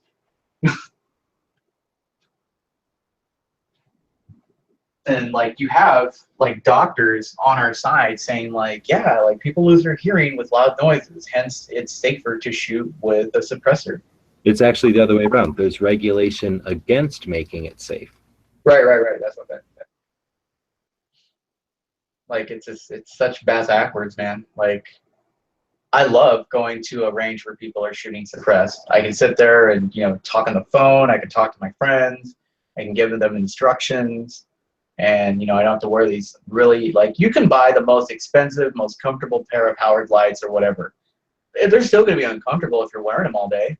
Like, you know, especially if you're taking a class. At the end of that class, you're just like, oh, it's like getting off a motorcycle after you've been riding all day. It's like, oh, thank God. Yeah, after a while, you don't know what it is that's killing you, but as soon as you take those fuckers off, you're like, oh, that's what it was. Exactly, man. Exactly. You'll never know pain like wearing ear protection all day, and then you figure out that's what it was. It's so fun. Yeah, you know, and dude, just that you're so right about that, G-Webs. Like there is just such that untapped market, man. And not only that, but like all the jobs that could open up, you know, because of that. Like you think Silencer Co's big now? Man, suppressors fall off the NFA. They're going to be popping up little service and substations and, you know, inside like gun shops. And, you know, they're going to have like representatives that work there. Oh, yeah, I'm a representative of like Silencer Co. You know, I work here to, you know, maintain, fix, you know, warranty work, whatever. You have a silencer expert probably at every gun shop that would know how to, you know, work on them and stuff and fix baffles. And that's the thing. Once you don't make them stupid, now you can make them modular. And it's like, oh, I blew a baffle because I'm shooting cheap ammo. All right, well, 5 minutes later, here you go. Yeah, you have like a freaking suppressor smith. Yeah. And just plus, I think that right now we're still pretty much dealing with the old ass fashioned suppressor. I mean, they change the baffles around and they fiddle with it once in a while, but for the most part, it's the same shit. We got 3D printers now. We got laser computer mills and shit. So I'm assuming that you let them off the registry so more people can fuck with them. And we're going to see all kinds of crazy innovations and slides that have all kinds of integrally suppressed things, or some sort of like, you know how you put porting on a pistol and then you have to holes in the slide. Like, why wouldn't you port the barrel and then make your slide some sort of crazy honeycomb of shit so that it absorbs all the shit you just ported. So now you're reducing recoil and suppressing, you know, and then make that the blowback or some shit. So now it's a kind of a blowback suppressed 40 or 10 that shoots like a 380. I would like to see like certain baffles made to where you could change the sound of the gun. Like, you know, like when you watch like, huh? Turn it into like a whistle. That'd be kind of cool. I mean, like, you know, like when you watch different movies, they have different sounds. No, that would be. You know, that would be kind of cool to like literally make a pew pew pew one, so it goes yeah. like. Like that's possible with aerodynamics. Yeah, seriously. Especially if you can just play around and it doesn't cost you development costs and everything just to whittle new holes into a piece of pipe. I know, man. It's just so insane that by you like owning a part, you're gonna go to prison for owning that piece of metal. That is so ridiculous. Like I was looking at the drop-in auto sear for an MP5 the other day. It was like 40 grand, and I was just like, holy shit. Yeah, and I was like, it is crazy. I've semi-auto HK into a full auto though. That is pretty cool. Right? Yeah, it was a drop-in auto sear for an MP5. And it was like 40 grand on Gunbroker, and I was like, dude, that is insane. That one, it's $40,000. Two, it can land you 10 years in prison for that little piece of metal. That's so stupid. No, that's the thing that's the one. I think that's potentially one of those things that we could use to challenge all these bullshit laws. Because auto sear, boom, right there. You can get one for an AR-15 just the same way. It's literally a piece of metal with two little folds in it, and it turns a gun full auto. Well, an AR or whatever HKs, right? So it's like literally a little piece of metal, and you just jam it in there, and it turns your gun full auto, and it basically works well. So if freaking full auto was something that criminals wanted, it's like a little piece of metal away. Anytime they wanted one, they could just put that little piece of metal in there. They just don't need them. They don't want them. Well, and also, like, majority of bad guys use pistols anyways. I've never seen a gang member with an AR-15. I know, but I'm just saying, if they really wanted them, they'd have M16s. Oh, yeah. It's not an advantageous weapon. You could make M60s and saws and shit available at the hardware store. It doesn't mean people are start walking around with them. And it's because, like, when people are committing crimes, they don't want everybody to know. The only crimes that are committed with people knowing is when, like, once in a full moon, you know, when the ocean's right and the stars align, you have some crazy jackass that wants to make a public statement, like Columbine or something, or the Santa Barbara shooter or whatever. But the type of crimes that happen on a daily basis, like, you know, the ones in Chicago, those are, like, committed with, like, you know, little throwable, like, 32s or, you know, 22s or 9mm or 40s or, you know, pistols. And, you know, they're usually not taken care of. They're usually kind of like junk guns, stolen or whatever. You know, you don't see guys out there with like a Daniel Defense with like a fucking Mod 3 Gemtech and, you know, like an SBS all, you know, cacked out and everything with freaking aim points. And it's like, that's what they're scared of. They're scared of like stuff like that. They're like, oh, it's military hardware. And it's like, no, dude, like if anything, and it's like, that's how you also challenge like these anti-gun people. Like Ben Shapiro was talking to Piers Morgan. And he's like, so why don't you want to take away handguns? And he's all like, well, I just don't think that people should have assault rifles. He's like, well, more people are killed with handguns. How come we don't want to, you know, how come you're not banning the jumping up and down and take away them? He's all like, well, we could talk about that. He's like, no, Pierce, answer me that. He's like, because a handgun didn't kill 24 school children. And he's like, no, but it killed 10,000 people yesterday. How come? He's like, let's talk about that. And he's like, let's move on.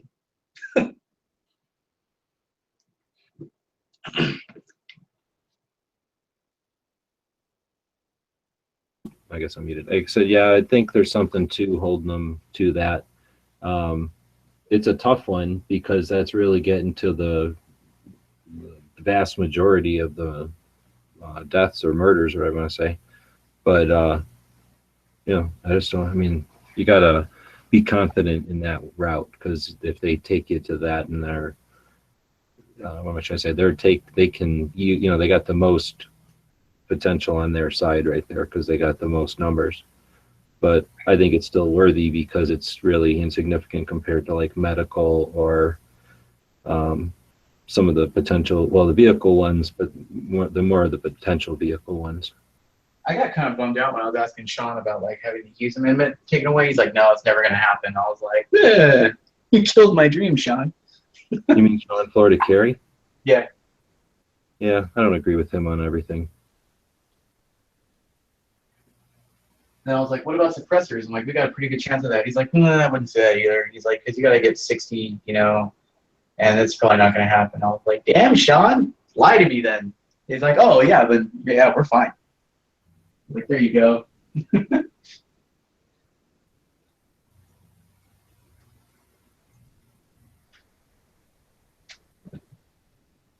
But, I mean, I would be seriously, like, really surprised if we did not at least get suppressors, man.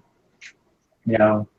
And here's the thing. If Trump goes back on his word and he turns a little anti-gun, I'm going to fucking say it. I'm going to, you know, I'm going to be like, dude, I voted for you because you championed as a pro-gun advocate.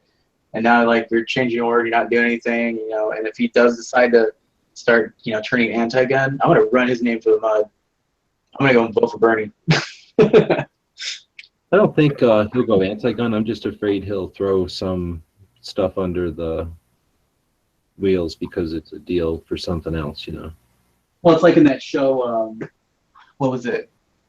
Show with Kevin Spacey, House of Cards, when Kevin Spacey had like a background check bill, and this, you know, this one other like Republican senator, I guess, had another bill that Kevin Spacey wanted, and then he's all like, "Tell you what, I'll take off my background check bill if you give me that one and give me credit for it." And he's like, exactly. Deal.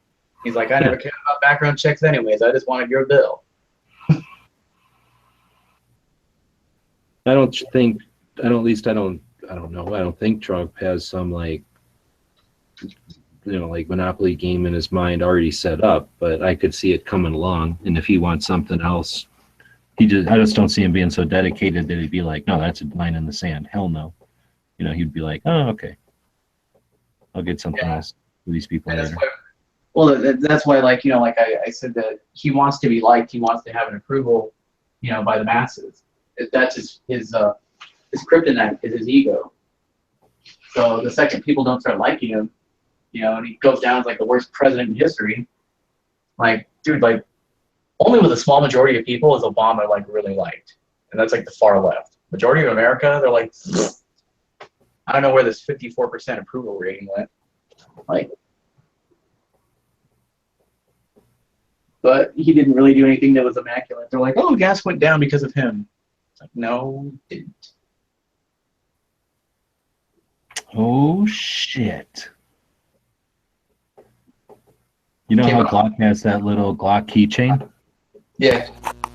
Yep. And have you seen the USB drives that look like little guns? Mm-hmm. That silencer, and then you know how Silencer Co. has an integrally suppressed Maxim 9? Yeah. So they made a USB drive of the Maxim 9. It's like a little miniature M9 with a USB drive in it. So that's the spot to go to first at SHOT Show this year. Get a big handful of them things. I wonder if Michelle, my soon-to-be wife, Michelle Viscuzzi, is going to be there. I thought you were saying that she was a not pleasant person. That's just what I heard, man. Oh, okay. I've never had any bad experiences with her, but you know how it is. Somebody doesn't get an autograph. You still going to the SHOT Show, Brandon? Nah, probably not. I gotta be family disaster ready.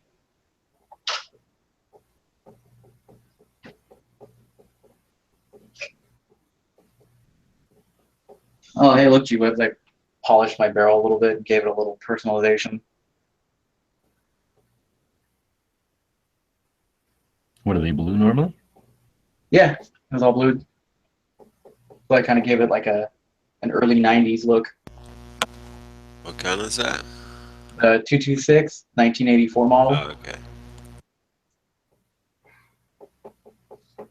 Like the barrels wear out pretty fast on them anyway, like the finish of the blowing.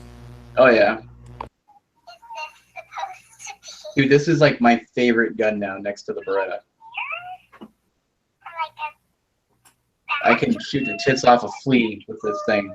It's such a nice balanced weapon.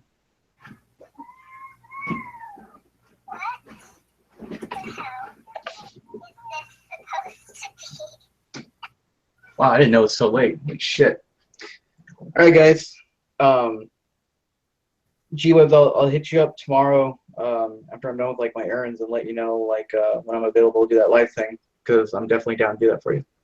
Cool. Yeah, no rush. I just figured I'd remind you again, bug you about it. Yeah, sorry, man. Totally spaced it. We can do it anytime, though. Cool. All right. I'll see you guys. Bye, Brandon. Later. I'm out of here too. I see how it is. It's because of freaking knives, isn't it? Yeah. It's all Mr. Knives' fault. Did you ever send me an address to send that shit to, Knives? No, you sent you the email. You did? Where? Oh, in email? Yeah, it's at gwebs@gmail.com. What? Gun websites at gmail.com? Yeah.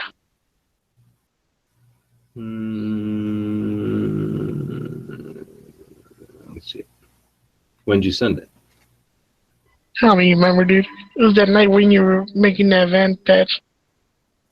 Yeah, I don't see it in here.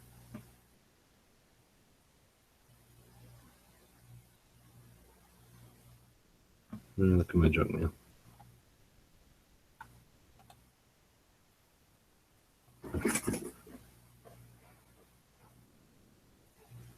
What'd you put as the subject of it?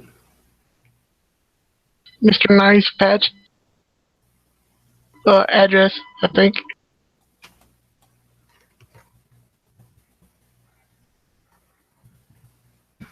Oh, I don't got it. Here. You got it? Huh? You got it? No, I don't have it. Just gonna throw my email in here if I can get it. Show me an email somewhere.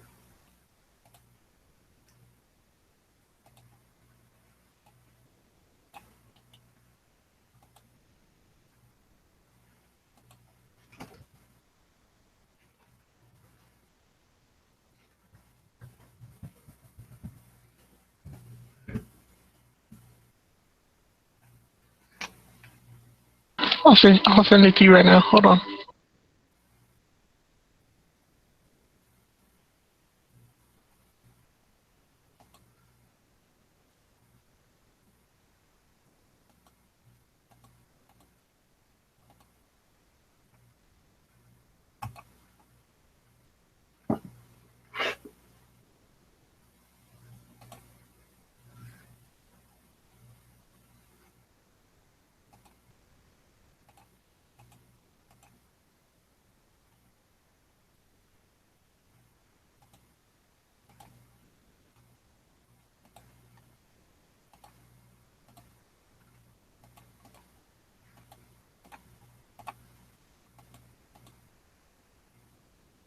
Nope, nothing yet.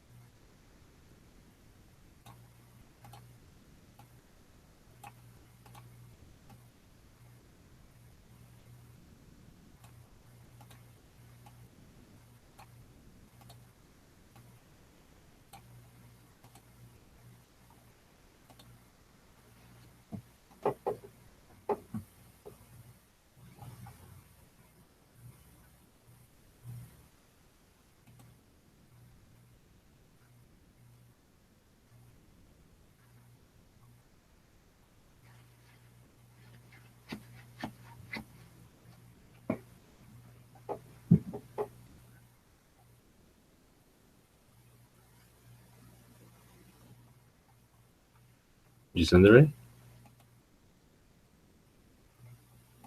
I got nothing. Nothing. No, my computer's acting up. Hold on.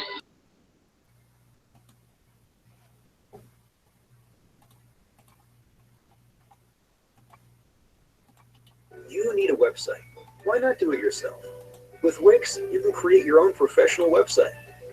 Choose from hundreds of templates. Whether you're a small business owner or an artist, we've got something for you. Just drag and drop to create your site exactly the way you want. It's easy. Change your text. Choose one of our backgrounds or upload your own. And easily add one of our beautiful galleries. You can even set up an online store in seconds. With just a few clicks, you can connect your site to your favorite social media channels and add popular web apps and services like Google Maps, contact forms, and so much more. Just like that, you've got your own stunning website that is fully optimized for every device. Create your stunning website today. It's easy and free.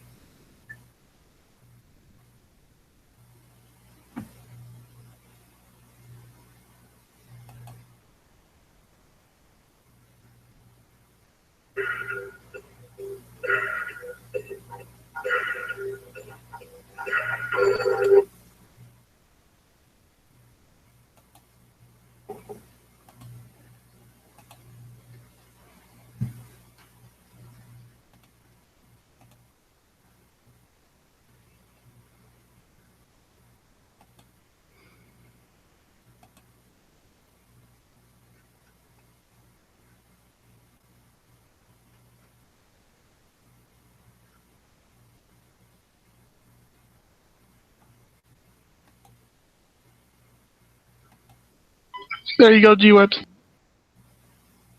Holy fucking shit. Okay, now I got it.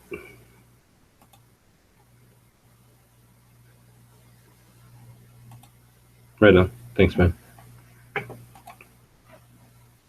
Nah, thank you, man. You made my day when I saw that patch.